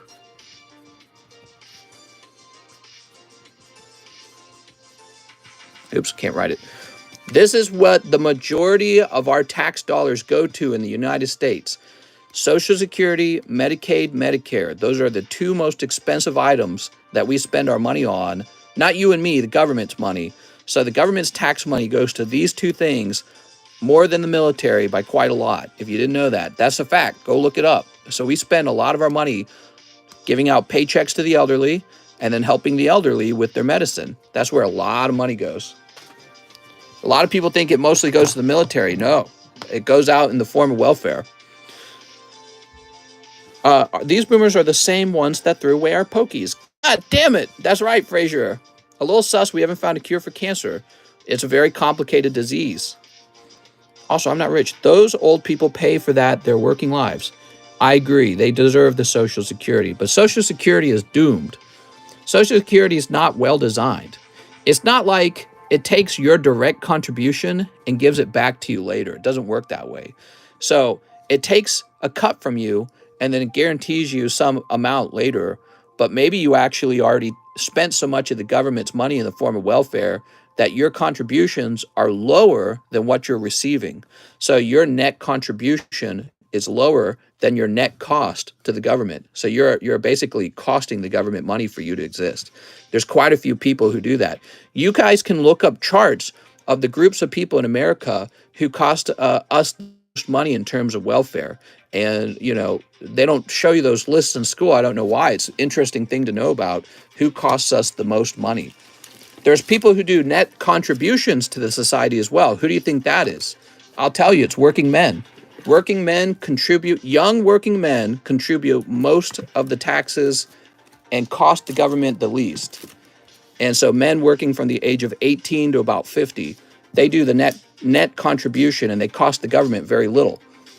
And so you can go search and find out who costs us the most as well. That's an interesting piece of information. Here in the UK, the NHS is okay, could be made better, but with the waiting time for cancer patients, me ma'am got it back in August this year, and around the 15th of September, she had big operation and caught it. Nice, man. I'm paying $60K a year in taxes on my income. SS banked on not everyone needing it at the same time. So your 401k money is not what Mr. when you retire. What? All right, let's see what's next. We have some more orders. We have Joshua Pinheiro. 1 box of Star Birth in a new bag. You got it, Joshua? Star Birth. I think that's over here. Wow, man, Star Birth is popular. You guys really like Star Birth.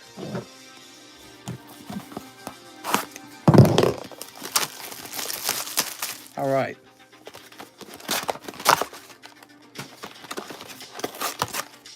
There we go. There we go.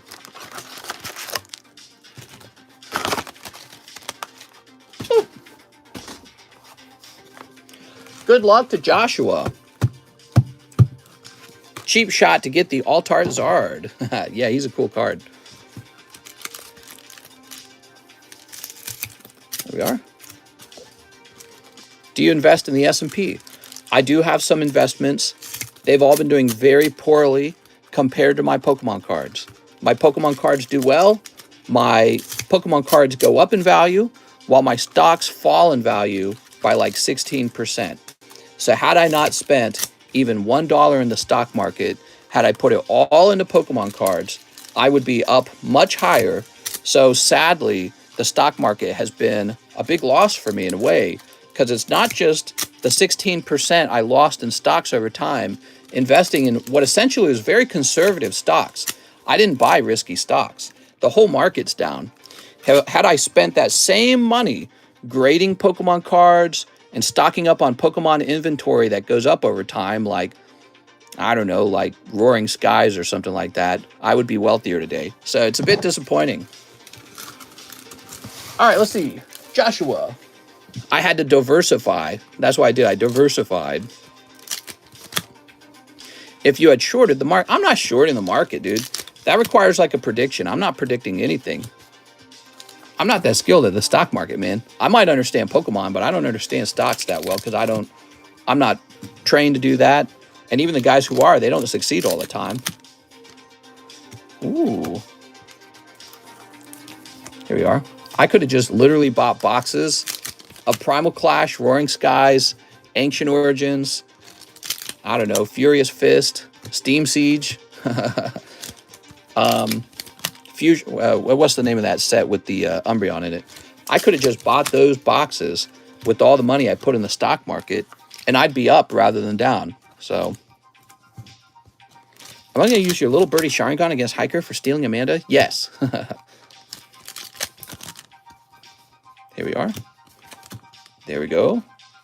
We're looking for that hit for Joshua. Our house is doing well as an investment.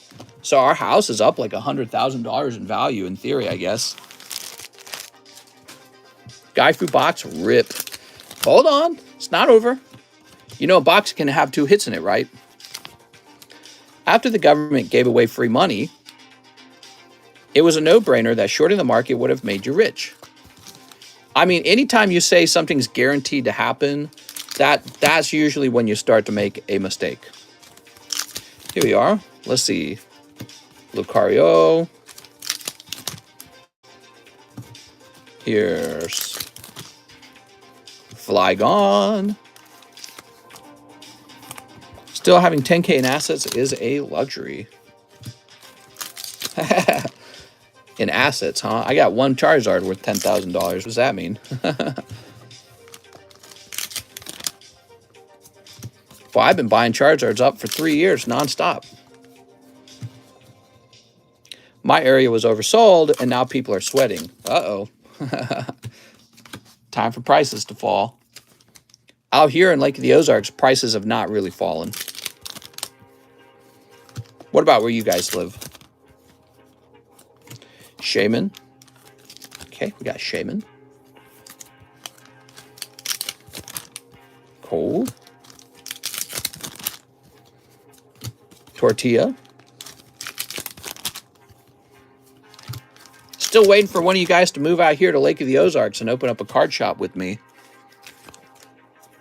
Tax to highest New York. Okay, there we go. Sweet. Worried at all about economy impact on TCG? Well, I think the biggest impact to the card game is inflation of card printing. That's been the real thing. Other than that, dude, Pokemon cards are on fire, man. People really want them. They're beautiful.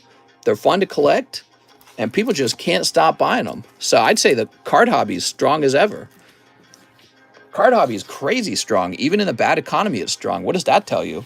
That tells you when the economy is good, what the heck are these cards going to do when the economy is good? If they're still going up in price when the economy is bad. You know what I mean? But some of the Pokemon cards have really fallen. I think that like high roller Charizards have dropped pretty significantly. Oh wait, he said new bag, didn't he? Joshua, it was a Gaifu box. I'm sorry. I'm sorry, Joshua. Sometimes a box has 2 hits. This one did not. Fuel prices go up. People can't afford vehicle, but they can buy rip and ship. Basically, fail-proof industry. That's what I'm saying, dude.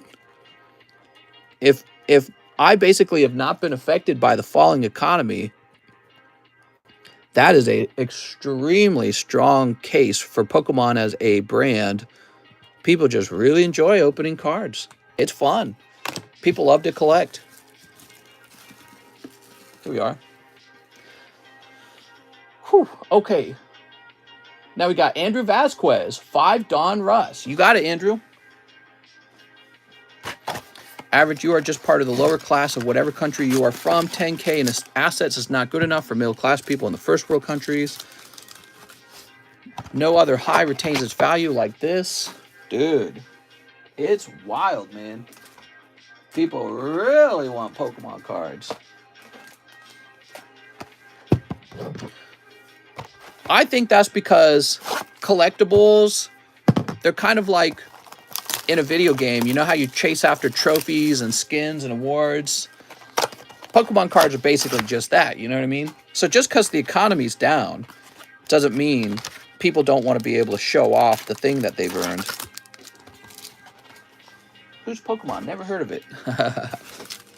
All right, Andrew, good luck. So we got some basketball cards being opened. You ready, guys? I'm in the higher class. I'm just 18. I live in the top 0.1% in Norway. What? Damn, dude. He's saying he rich. All right, guys, let's eat them. I'm messing with you. Yeah, well, I'm in the top 0.01% of Pokemon card. Actually, I'd like to know. I'd like to know where my collection ranks in the Pokemon card hobby. You think I'm in the top 10? I don't know if I'm in the top 10, but I got to be up there. I don't know. I might not be in the top 10. Maybe the top 20? I bet you I'm in the top 20 for Pokemon card collections. Nah, I don't know. That might be a bit presumptuous. Top 50. I'm definitely in top 50. I think my collection is definitely top 50. Here we are. Ooh. What is this? Cool, man. Here's another rated rookie. Isaiah Livers. You're not in the top 10, but you're in the top something percent. Yeah, I agree. I don't think I'm in the top 10. I agree. I hope I'm in the top. If I wasn't in the top 100, I'd be sad.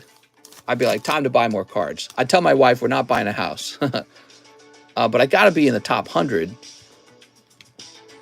Here's Isaiah Jackson. There we go. You're right, Z-Dogs. You're right.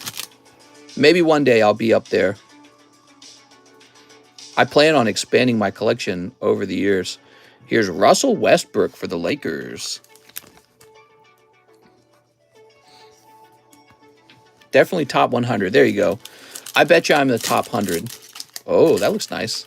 What is this? Okay. That's a rated rookie. And Russell Westbrook complete. Probably top 100 at least. I think one day it'd be cool if I did a full review of my collection. And then you guys could kind of sit back and calculate its value for me, because I don't got time for that.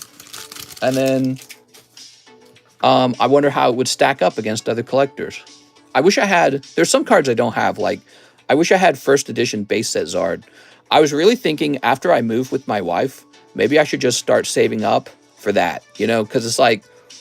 In a way, I don't want him. I feel he's overpriced and hard to sell. But at the same time, the prestigiousness of owning one, you know, I am after that prestigiousness. All right. Here we are. So this is for Andrew Vasquez. Andrew with an A-N. What's the secret in purchasing expensive cards? There's no secret. The secret is to earn more money at your job. Yeah. Yeah, the secret is to work more hours, maybe work 2 jobs if you can't get the hours, and look for jobs that pay more money. The 9s are way down. Yeah, I heard about that. I see the large is almost done, but how close? Very close. Let me show you.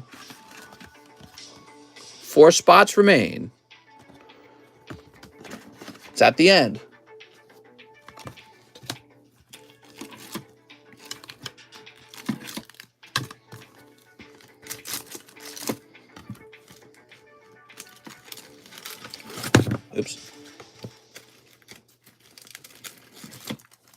you have a favorite card of yours? I got cards I'm bigger fans of, yeah. I'm a big fan of Dark Magneton from the Rocket Collection. Actually, is there one for sale? I can't buy it right now, but...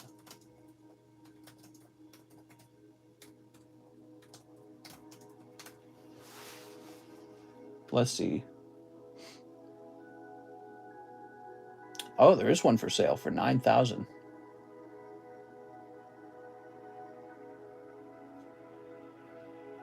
Mister, it's so hard to find pop count on graded hollow tops cards. Yes.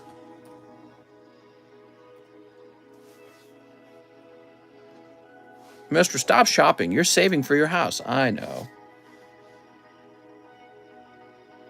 All right, let's see. Tiffany Andrews, I'd like half Lost Origin and half Arcana. So it's not divisible by half. Let me see your previous order then. Here it is. Oh, you didn't actually define. Okay, so half and half. Well, we'll do 5 of the Lost Origins. And we'll do 4 Arcanas. We got 1, 2 here. And 1, 2 here. My crypto portfolio down 300,000 in 6 months. Oof. Are you scared about the future for crypto? What are your thoughts on the future of crypto? Let me look up the total number of cryptos. How many cryptocurrencies are there?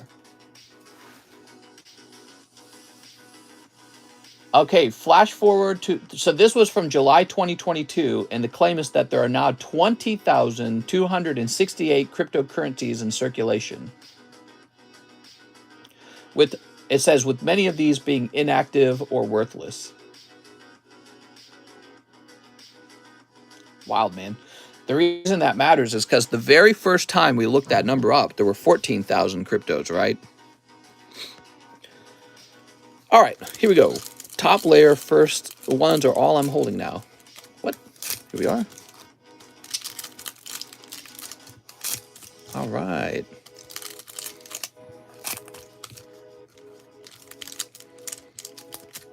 Saneep. Lovely. JP Morgan has a crypto they use internally. Oh, that's cool. That's really neat. How many of those cryptos have actual smart contracts and active evolving chain technology? Yeah, I get it. But the point is probably some of them. So you're saying, oh, well, I should buy Solana, I should buy Porygon, I should buy Ethereum. And it's like, well, amongst all those brand new cryptos coming out every month, one of them might actually be a pretty solid competitor to the cryptocurrency that stands. And since everyone's hoping to buy in early on the pyramid scheme that is crypto, you know, they're going to want to sell out of their position in the overly bought whatever Ethereum and buy into Poo-Poo Junk Coin 2000 and hope that that goes to the moon. And this is one of the primary problems for cryptocurrencies. They were marketed as rare, but they're anything but rare. They're the opposite of rare. They're software. Software is the opposite of rare. Software is the least rare thing in the world. Here's Crobat.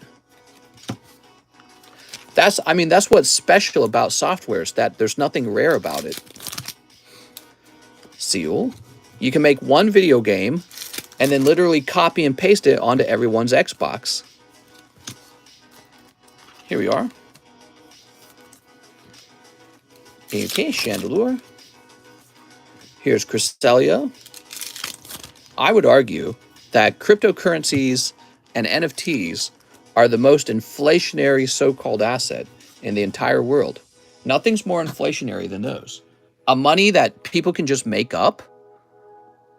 I might as well have TCC coin. You know what I mean? If it's a money, if it's a currency you can just make up, well then anyone who thinks they can profit from making up their own currency is going to make their own currency. You see? All right, that is for Tiffany. Tiffany Andrews. Look at this. Lovely Crobat. All right, thanks for sorting that out with me, Tiffany. Wow, really nice cards. BTC could have been bought 10 years ago for $100 and currently at 19K. Right, that's the typical response is that, well, if you'd only bought it 10 years ago, today it'd be at 19,000 and you're doing very well. I agree. I think that there was a lot of excitement around it and that it could grow again from where it's at. But it's like at the same time, if you had actually bought into Bitcoin last year when everyone was proclaiming that it was going to 100,000, well, then you lost whatever it was, like 60% of all your investment. So the idea that it's definitely going to the moon and you have to buy it right now, anytime people make sweeping statements like that, it's not true. You know what I mean? All right. So Tiffany, never buy into someone's sweeping statement. Just because someone 10 years ago made a lot of money with Bitcoin doesn't mean that you'll make money in Bitcoin if you buy it today. That's the moral of the story. Also, a lot of those guys who made money in Bitcoin were the same guys telling you you have to buy it. You know what I mean? Don't lump BTC into the same category. It's the first commodity to have a finite supply. It's the opposite of finite. So let's say you had only 2 Bitcoins, and I'll draw them as actual coins. One coin and another coin, BTC, right? And let's say there's only 2 of them. They're so rare, they're so finite. And let's say I owned this one so that you guys can't touch it. The funny thing is, because of fractional shares,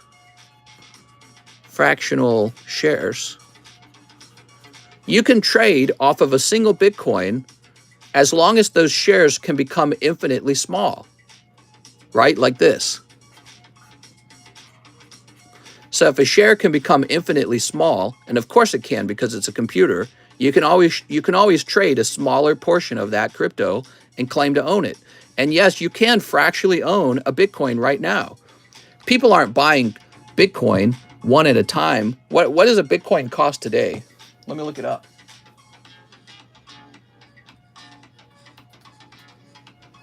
Bitcoin's $19,400. You think people are buying a whole Bitcoin at a time? They're not. So when you send Robinhood $100 for Bitcoin, what you're owning is a fraction of a share of a Bitcoin coin. And the Robinhood app, uses software to make that happen. Well, this is 1 over infinity, and it represents an infinitely small fraction of ownership. As long as you can own an infinitely small fraction of a supposed asset, well, then it's the opposite of rare. It's, in the essence of being able to transact in Bitcoin, as long as you can pass that fraction back and forth, you don't own anything rare. It's just the idea that it's rare. So 1 Bitcoin could be fractionally split off to 1 to the 1 billionth pieces, and then you just transact in, quote, Bitcoin. But what you're really transacting in are these, what do they call them again? Oh man, I haven't done this in a long time. There's these packets of data that are being transferred back and forth between Robinhood users or Coinbase users or whatever app you use users. And those packets contain the fraction of the Bitcoin that just trades back and forth. And if everyone wants to buy some Bitcoin in order to trade in Bitcoin, then the value of everyone's fraction moves up. So you're like, wow, I'm so rich. And if everyone decides not to transact in Bitcoin, then it moves down. But the number of Bitcoin is meaningless unless you were to eliminate fractional shares. And if you did that, nobody would want to trade in Bitcoin because who's trading $19,000 at a time other than like supermassive corporations or something? All right, let's refresh. It is anything but finite. Kyle Sexton says, take my Espeon Deoxys Rainbow out of Slabaway so someone else can get it and take this bit of money and write me down for that in Polion. I won't write it down. I'll wait for him to arrive, okay? Let me go grab that Espeon.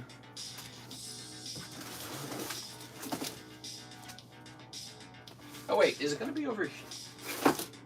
How long ago did you slab it away? Might actually be by the table.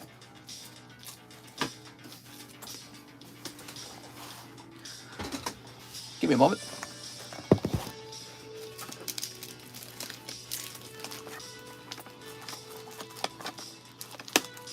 Like a day ago. Yeah, you're good. So there won't be a cancel fee for you this time, Mr. Kyle. There'll just be the transfer fee, right?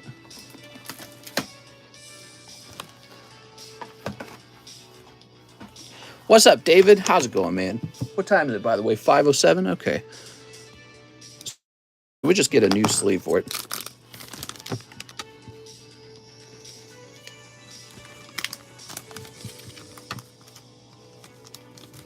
There we go. All right. So when the Empoleon arrives, we'll discuss price. And then if you're happy with the price, I would just write your name down. Otherwise, we can get you, yeah. So that's the idea. They say Dakota's a good place to launder money. Oh, my God. Now we got Tony Coy, 10 Chili Willies, donate the junk hollows. You got it, Tony.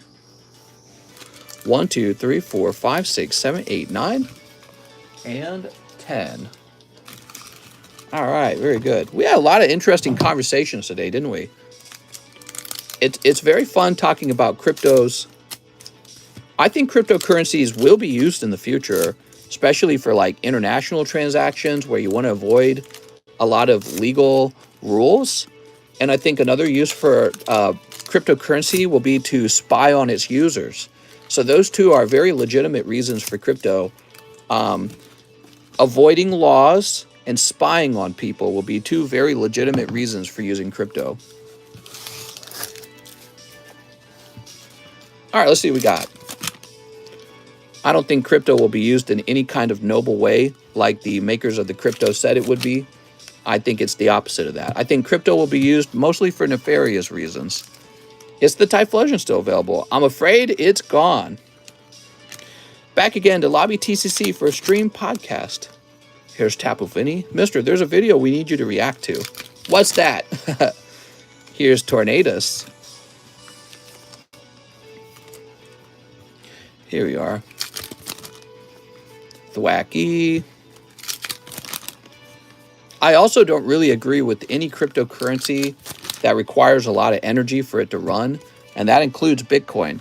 So if Bitcoin can't find a way to run using less energy, I'm not a fan. Any denomination is nefarious. U.S. sent a lot of Ukraine's initial financial support through crypto. Yeah, that's what I'm saying. See, exactly. Mister, you want to write down that 25 I sent so neither of us forget it? Oh, have no fear, Kyle. I won't forget it. Some things are easy to remember, Kyle. Some things are easy. Here we are. Oh, man, I got a headache, man. All right, Tony Coy. I got that neck headache from... Did I tell you guys what happened? So I woke up in the middle of the night, and once again, just like the other night, I was just laying like an idiot.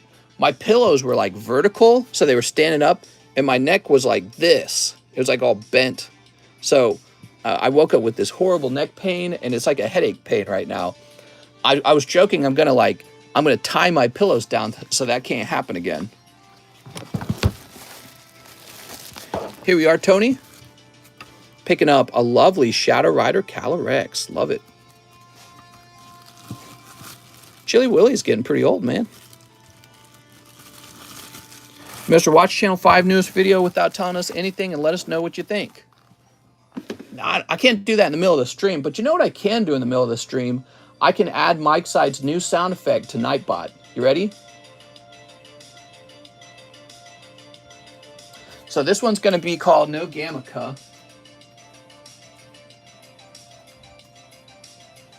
And the condition for the No Gamma card sound effect, you need to donate exactly $1.02. Okay? And now let's go get the sound effect. We're going to upload the sound effect. Here it is, No Gamma. Okay, that's going to be the one.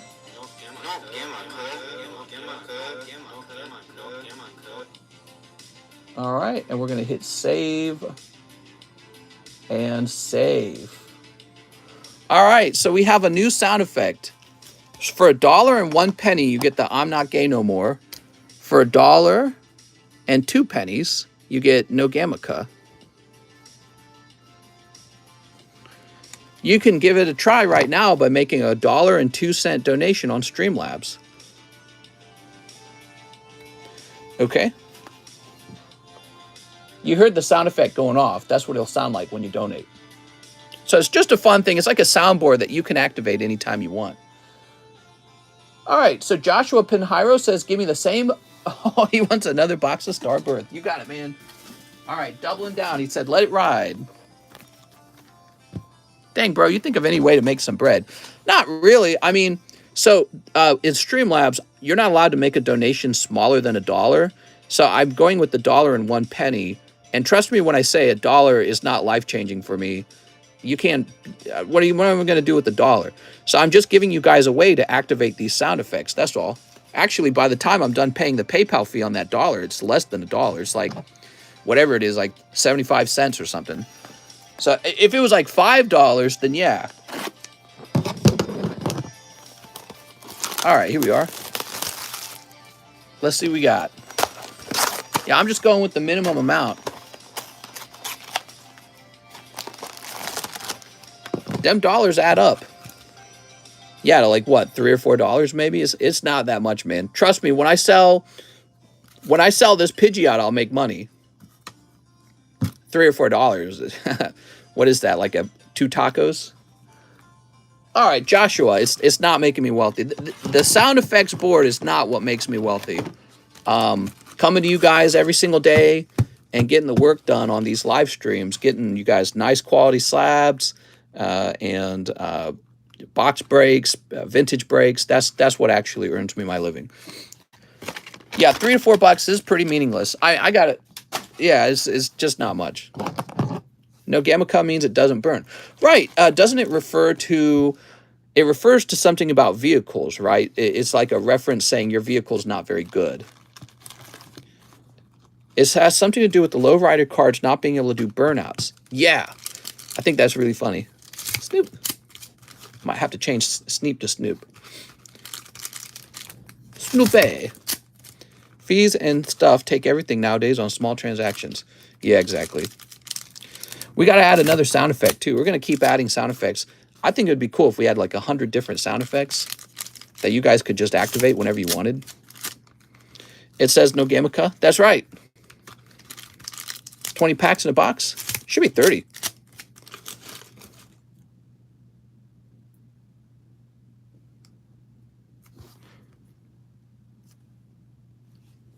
Yeah, it should be 30. Mexican race trucks that can't do a burnout. Mister, what should I do with my balls? You had me questioning everything for a second there. All right. With your balls, protect them. They're called the family jewels for a reason. All right. Let's get this music playing.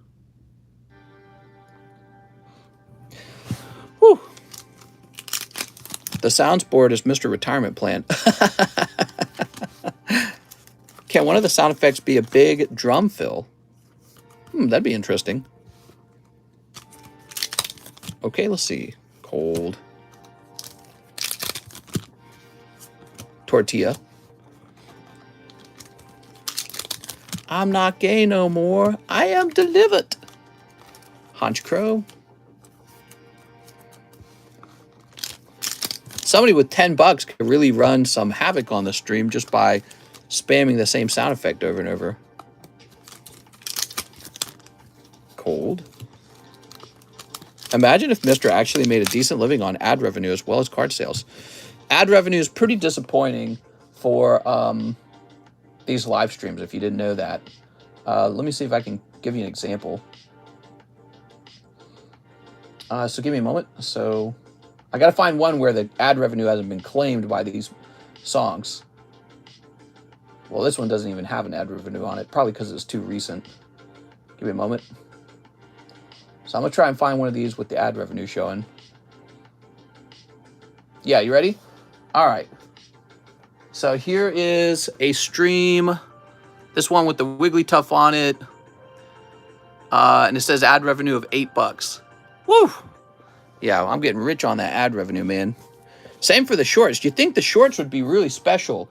They are not. They do not make money. Shorts definitely do not make money. They make almost nothing. So let's try.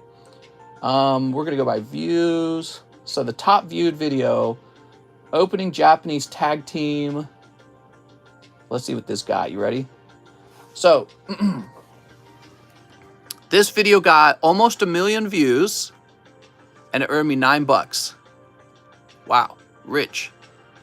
Yeah, pretty much nothing. So basically, no revenue comes from the shorts at all. They're pointless. They're not pointless. I think that people enjoy. I think they add a lot to the channel, but what they don't add is they don't add revenue. You could get 1 million views and earn $10 from that. It's like, all right. Woo, big money. One of the new IRS agents going to come after you. I had heard some articles say they were going to start paying YouTube and Facebook for shorts. Crazy. Who came up with the shorts? YouTube is actually starting with greater revenue share on shorts in 2023. I've heard about that. I'm not really, I don't know. I'll wait to see. I don't feel like I'm going to be impressed. The reason why they're not going to share that much is because why would they when everyone seems to upload the shorts for free? Like they don't, I'm still working on them. I pay my side to work on them, and I know that they're a loss, but I still do it because it drives attention to this channel. And so it's the social media competition. Even if they're costing you money, you still put them out. And so YouTube doesn't have to pay money for the shorts at all. People will still post them. People will make a short, and then they'll post it on every platform, including YouTube. So why should YouTube pay more? And so, you know, whatever they're claiming, if they were to pay well and then ask you to only post the short on YouTube, now that'd be a different story. I'd start doing that. Because I can tell you right now, TikTok pays the same way. Actually, what's funny about TikTok is worse. So the $9 we got from YouTube there is generous compared to TikTok. TikTok would be about half that. TikTok, you get 1 million views, and they will give you about $5. And so it is not generous on TikTok either. Actually, I think there was an article that just came out, and it stated that TikTok took 70% of donation money from its live streams. 70% of donation money from its live streams. Outrageous, man. That's crazy. It shows how important social media presence is, because even if a company takes almost all the money you make, you still work on it because you want to have a social media following. People do it just because they want fame and attention. But even if you don't want fame and attention, maybe you're building a business brand or something and you still do it. You know what I mean? So you can take your complaints to the CCP. Hey, we did it. This is a Honchcrow. All right. Looks like you got a Honchcrow box this time. Hey, these boxes can be tough, huh? Honchcrow is better than a Gaifu, in my opinion. Here's Arceus. You almost invest more 10 you're making on the shorts. You almost invest more than you're making on the shorts. What? I don't know what you mean by that. Wow. I feel obligated to give you some bonus pulls. You ready? What are we? I'll get you one more. All right, so you're picking up these free poker cards because I'm your bestie, okay? You and I, besties. All right? I don't like to see you go empty-handed because I feel like that Honchcrow is not a fantastic pull, unfortunately. But you've invested in TCC. Here's a Meowth. That could have been Gengar. I was just going to give you whatever it was. Oh, look at that. Meowth and Persian. That's pretty cool, actually.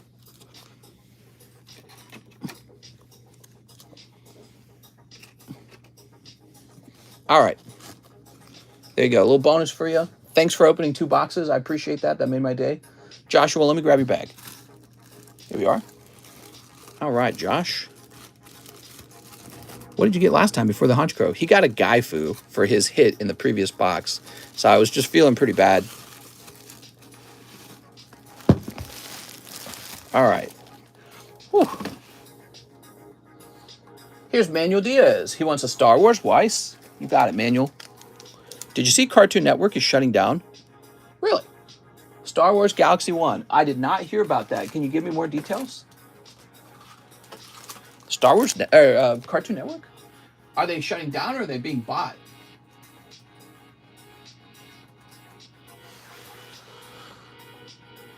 Cartoon Network, as you know it, is gone thanks to David Zaslav.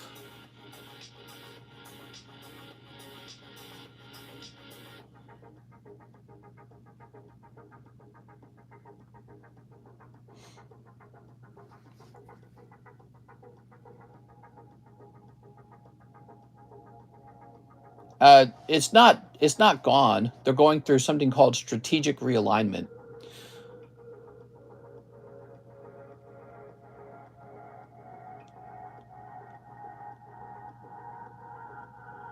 According to the memo, all three labels will continue to exist, but perhaps in name rather than in action.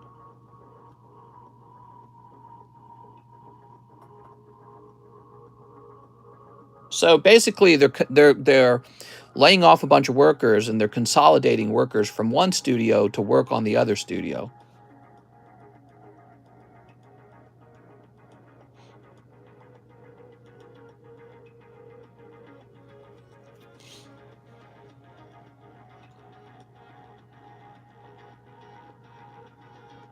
Yeah, I don't know. So basically, the people who would have made your shows for Cartoon Network in the past will not be the same people who will make your Cartoon Network shows in the future. Honestly, what that tells me is they aren't producing good enough content. And if they were producing the good content, that would not have occurred.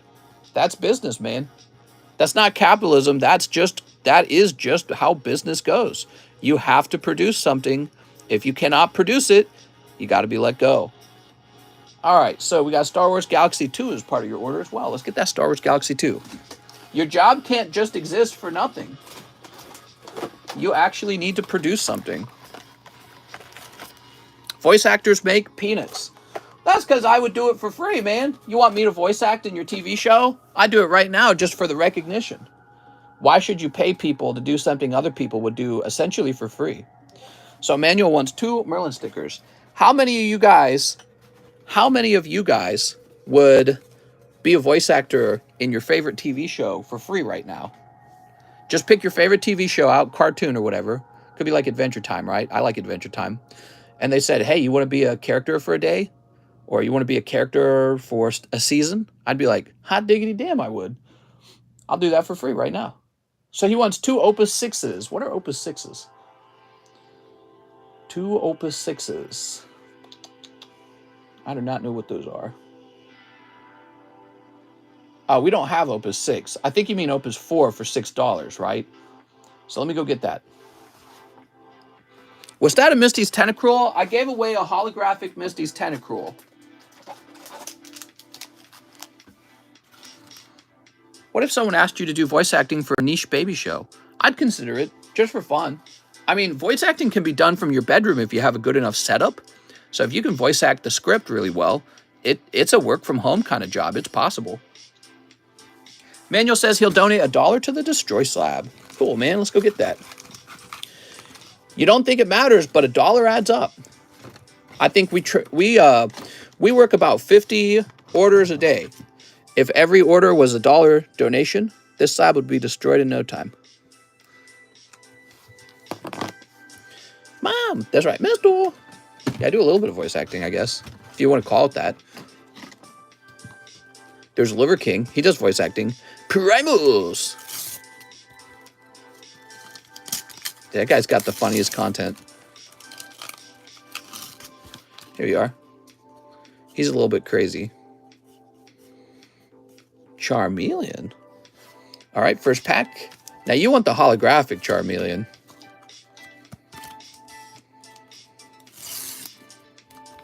Law, what's his name? Liver King, right? Love that guy. Those are just spirits, mister. What? Parasect. Oh, so it's not perfectly easy to pull the Gengar out of this set. Yeah, Topps Merlin 1 has Gengar in it. Okay, we got some Star Wars. Loving the Star Wars, man.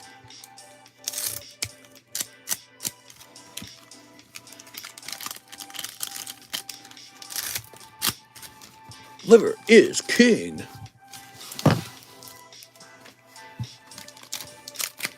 Oh my gosh, we should get a Liver King sound effect. Yo! That's a hit. He just pulled Vader full art. Oh man, what a great card. Manuel, you definitely got to grade this one. So this is a full art in this set, and there's about 1 full art to 2 full arts per box. Might be 2, actually. Yeah, full art Vader, that iconic scene when he fights Obi-Wan from episode 1, or episode 4, technically. Wow, man, I'm jealous. I'm actually jealous. That's really cool. That card will probably be highly desirable. Here's Beatrix. I find it funny that the way that they're doing it, the way they're doing those cards is they illustrate an iconic scene. So it's not an actual clip from the movie. It's just been drawn. You inspired me to buy a BGS 9 Charizard and a quintessential quintuplets booster box. What? You like the quintessential quintuplets? It's funny, man. I am not as familiar with the Animu stuff, so you guys know that stuff better than me. I should watch these animes. I watched a little bit of the 7 Deadly Sins one because it was on Netflix. Meliodas!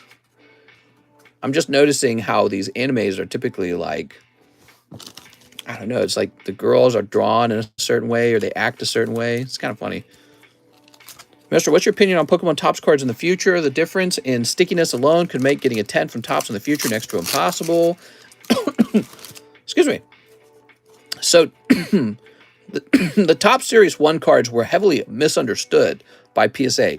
PSA groups all of the holographic Series 1 cards under the same bad label. It's like TV animation. So their label for Topps was outrageously bad. And CGC kind of fixes that. So CGC actually acknowledges that there's completely... I'm smarter. I'm better. I'm better. CGC actually acknowledges the different print runs. And that's a really big deal. Here we are. Look at that. See? So this is first print rainbow foil. This doesn't exist with PSA. They just call it TV animation foil, basically. That's all they call it. And as somebody who opens a lot of Topps on this channel, I can tell you this is so ridiculously hard to get out as a 9.5 like that. You just don't run into it. It's virtually impossible to find these. It's so incredibly rare. So this is a real nice one.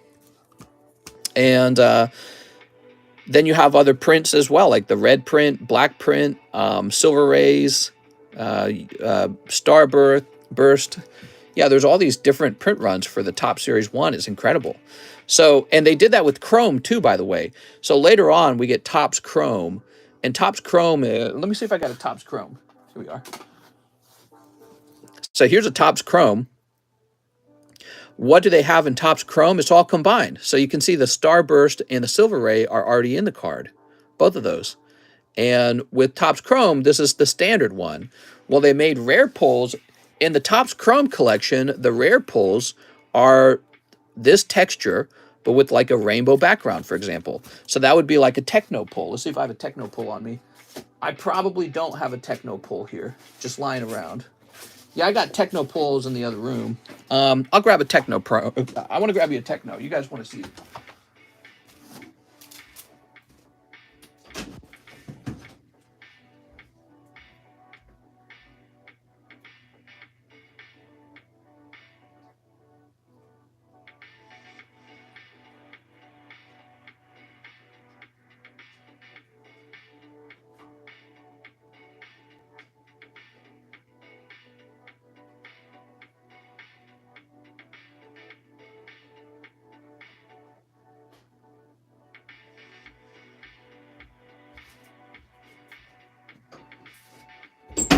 All right, I'm back. So, check this out. This is so cool, guys. You watching?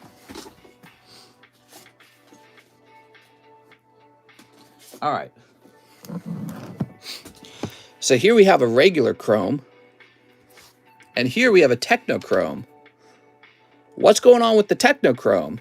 That's different. Do you see it? It's rainbow foil. Did I say techno? I meant spectra. You're so right.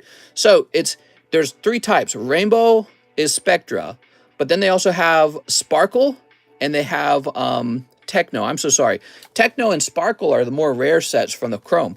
They're so expensive that even I don't want to mess with it. It's like, it's out of my price range because they get that expensive. Those are Chromes. Now take a look at this. So this is Top Series 1. And this is Top Series 2. All right. But now look at this. So PSA just calls this Animation Series 2 foil. What? I don't know why. Like, why is it called Pokemon TV? I guess it's, yeah, I don't know. Look at that. I bought this for only $500. Dude, I wouldn't sell this for more than, or for less than like maybe 1,000. This is the chase card in the set. It's the Gengar. And for him to actually come out as a 10 is like insanity. It just doesn't happen. And so let me open up another Topps 2-pack real fast for you. So I'm going to open a Topps 2-pack for you. One Chromo and Chrome Silver. Exactly. Well, there's Chrome Silver and there's Chrome Rainbow, and there's a difference between them. That's an easy long-term hold. Yeah, so here is a pack. I'm opening a pack for myself. All right, I got a bad one. Don't worry, guys. I swept a bad one out of the box. So I'm not stealing your good pulls. This is good for you guys that I pulled this. Now look at that. Now what's going on with the holo there? You see it? Rainbow. See the coloring? So this is a totally different print run of the Series 2. But PSA doesn't define that. So here's a regular Gengar. You want to pull this. You want to pull a Rainbow Gengar. And if that graded 10, you know how much money that'd be worth? Well, it's funny because the Pokemon card community wouldn't even understand how much it's worth because they don't have a sense of how rare and beautiful and difficult these are to pull. Not only is Top Series 2 already old, but it's virtually impossible to get 10s out. They're always grading worse than 10. Look at this. Some of these are really nice. So I would love to have a Series 2 Rainbow Gengar. And if you pull one and grade it, let me know. I might be a big buyer, okay? So if you just want to cash out, because I'm a long-term hodler, you might just be having some fun, open some packs for fun, and you actually pull, you know, the big deal, you can always reach out to me and try to sell. They need to differentiate on their label for sure. Yeah, and what's interesting is CGC's doing it, but PS not. Come on, PSA. Pick it up, PSA. It's obviously that they designed their label a long time ago. Now look at me. The reason I'm sleeving these up is because I'm getting them ready. Why don't I just grade every card in the pack? Huh? Might as well. If these grade 10, how much will they go for? I don't know. Might be 50 bucks. And so 50 bucks is covering my cost. And then the card itself is selling for, you know, maybe a $30 profit. That's better than if I sold the card raw, isn't it? That's why I grade everything. Beckett to the moon. Yeah, Beckett's all right. Beckett's all right. I should do a Beckett submission soon, don't you guys think? Get some Beckett returns. Are you all okay? Says Pikachu. Be crazy if we got Beckett Black Label, huh? But, you know, CGC Perfect is fine with me as well. I don't care. All that matters is if somebody else wants to buy it. You know, getting that perfect grade on a modern card really helps it, in my opinion. You all scared to grade with Beckett? I'm not scared. I'm not scared to grade with any company, to tell you the truth. So you can see right away this card will not fetch a 10. It's got problems with it. Might get a 8 if I'm lucky. Hopefully an 8. So that's what I'm hoping for on that. It's not a very good card either. So this is just a scene from the card show. A scene from the, I'm sorry, the anime. That's what I meant to say. Yeah, so that will not sell for a lot of money in my opinion. So that was a bad pack, but that's good. I cleared a bad pack from the box for you guys. How about that? Loving all these. Once again, this is Series 2, but it's silver foil. I wonder if I regraded with these with CGC, if any of them would have a chance at a pristine grade. You know what I mean? If it did get pristine, or imagine this, a perfect grade, whew, imagine how much more money it would get when you sell it. So Manuel Diaz, you'll be making some bank.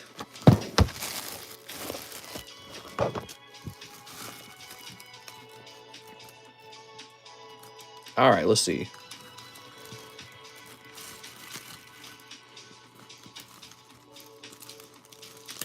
Imagine Black Label. Yeah, that'd be cool too. There we go. How nice. Oh no, there's no more room for you, Manuel Diaz. Your bag's too large. Let me check the M overflow box. We might have room in the M overflow. All TCCGs are black labels. That's because the label is always the color black. Okay, so no room in here either. How's this? All right, we found a spot for you.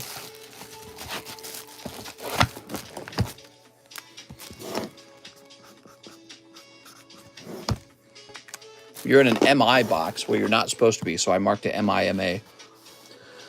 Okay, now we're going to refresh. We have Noor Angler. What's up, Noor Angler? He wants 2 boosters, chilling grain. My name is Noor Angler. What's up, Noor? He even told me how to pronounce it. I guess I pronounced it correctly. What's up, Marty? What time is it, by the way? 5:40. I'm going to call no more orders, okay, guys? But it is a Thursday, and I guarantee you we're going live again tonight. So I hope you guys will join us tonight. But we're going to call no more orders here. You can even order ahead of time if you want. So if you had something in mind you wanted, you can order ahead of time. Here's Kekleon. There we are. So that's for Mr. Noor. Noor with an N. I have a bag, says Noor. We're going to find that bag. So I presume it's a new bag. Here it is. Don't let Rattle talk crap about you. He doesn't even grade cards. Anybody know how I send a card in for grading? What's your name on Discord? No more orders. Here's 10.22. There we go. Hey, it's Joseph Campolongo. You're investing the right way into the stock market. If you went individual stocks, it's like Pokemon. Invest in something you believe in. Then you have to watch the assets for their behavior. If you want to buy Hidden Face Art, you know it holds 750 and dips to like 400, you know to buy. More profitable for you to focus on Pokemon because of the time issue needed for learning when it could be focused on your streaming business. So yeah, and I'm diversifying my investments into the stock market because I'm scared if my house burned down today, not only would I lose the house, which I guess insurance would cover, but I'd lose my cards and then I'd have nothing. I'd be starting all over again. So because of that, I'm buying some stocks. But ironically, the Pokemon cards have been outperforming the stocks. I mean, look at this. You just saw the, I just showed you guys that Gengar, didn't I? Where'd he go? So this Gengar will end up doing quite well for me. Just because I understood he was rare and no one was looking at him or looking for him.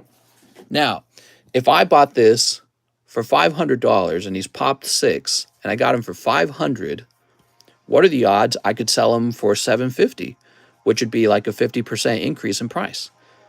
My stocks haven't increased in price by 50%. They've fallen by 16%. So I'm so good at picking these cards out. I could just be picking out cards out all day. And so it's kind of interesting. But again, it's too big of a risk to have only one type of investment. All right, now we have Mr. Cheese. Cancel my slab away. Sorry for the trouble. Cheese, do not apologize. Thank you for canceling early, Cheese. All right, Cheese. No problem, man. No need to apologize. Ugh.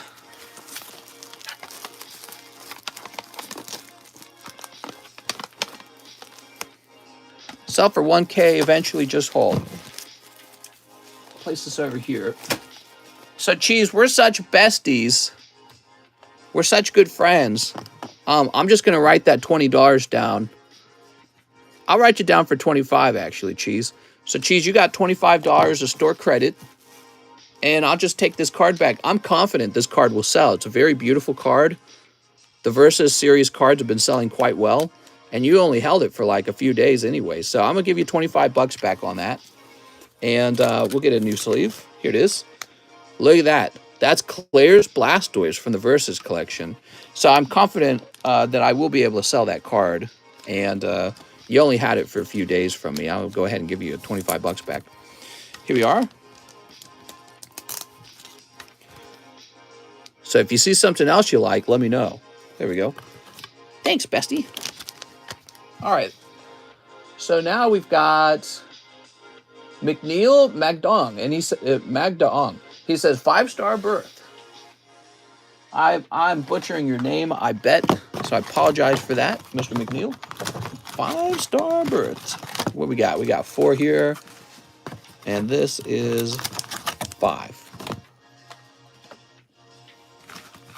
1 Super Mario. Really like these Super Marios. I think they produce very good-looking cards that nobody has bothered grading. Then he wants 3 bulk grades, Super Mario Sport Tennis if possible, and I have a small bag. Okay. No more orders, guys. We're wrapping up the lunchtime stream, and then I'll be back again for the nighttime stream. You know what I'm going to be doing after I'm done? I'm going to go and play some video games with my wife. We're going to be playing some Smite. We like to play Assault mode in Smite. There's a hollow. Cold. Tortilla. And Flygon. There we go. Sweet. Just stream it here. I would. The problem is, it feels like I'm not off work if we were live. So I need to be off work, totally private, you know. I gotta be able to say naughty things to my wife. Just stream you two playing. No, it would be like a public experience. I need time to rest. There we go. We were live a little over 2 hours here, and we'll probably be live for about 4 hours tonight. So all in all, that'll be about 6.5 hours of streaming. So if I'm spending 6 hours of my day streaming publicly, I need a little bit of time to be private. You know what I mean? That Blastoise looking hot. Yeah, I have no doubt he will sell. Hey, there's Mario, Baseball Mario, and Golf Mario. You got all the Marios. So McNeil, you've got a bag, and it would be right over here. He said, Super Mario Sports Tennis.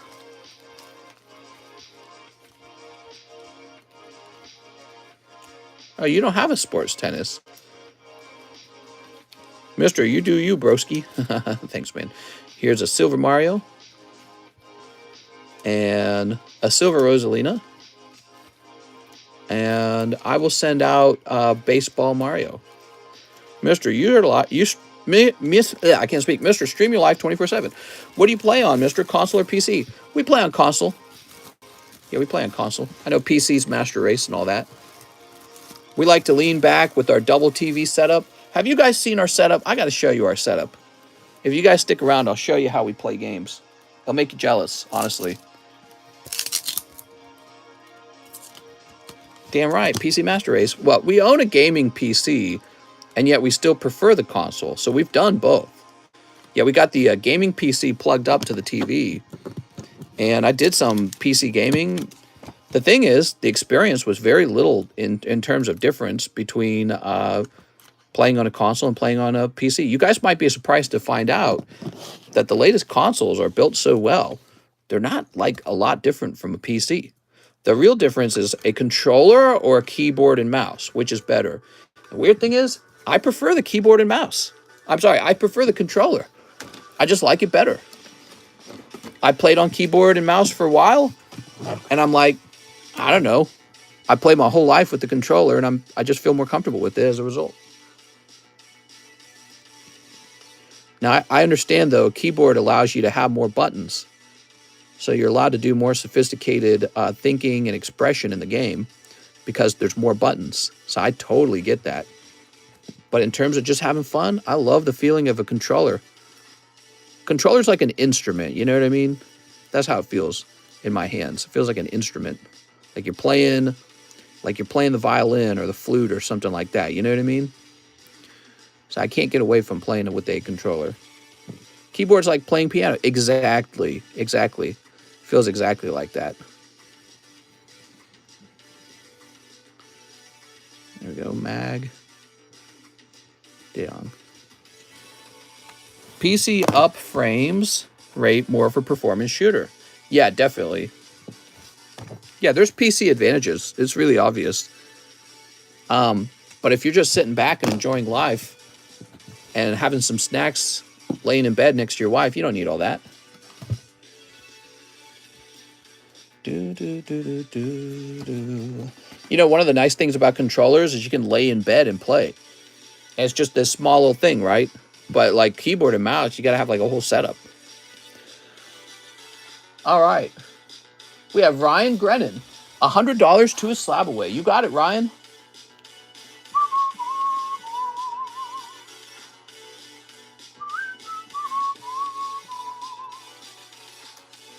All right, that's updated. Thank you, Ryan. And that's all.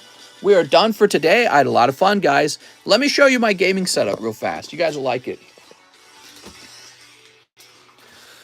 All right. This is my little room. Oh, my God.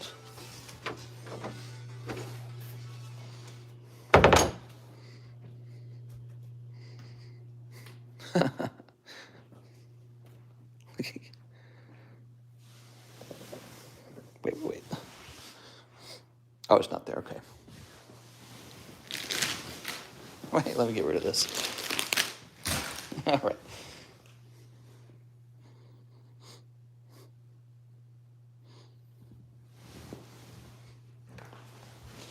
Look at all this.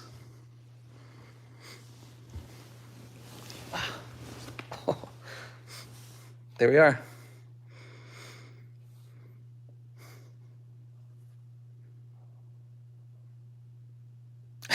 I'm excited.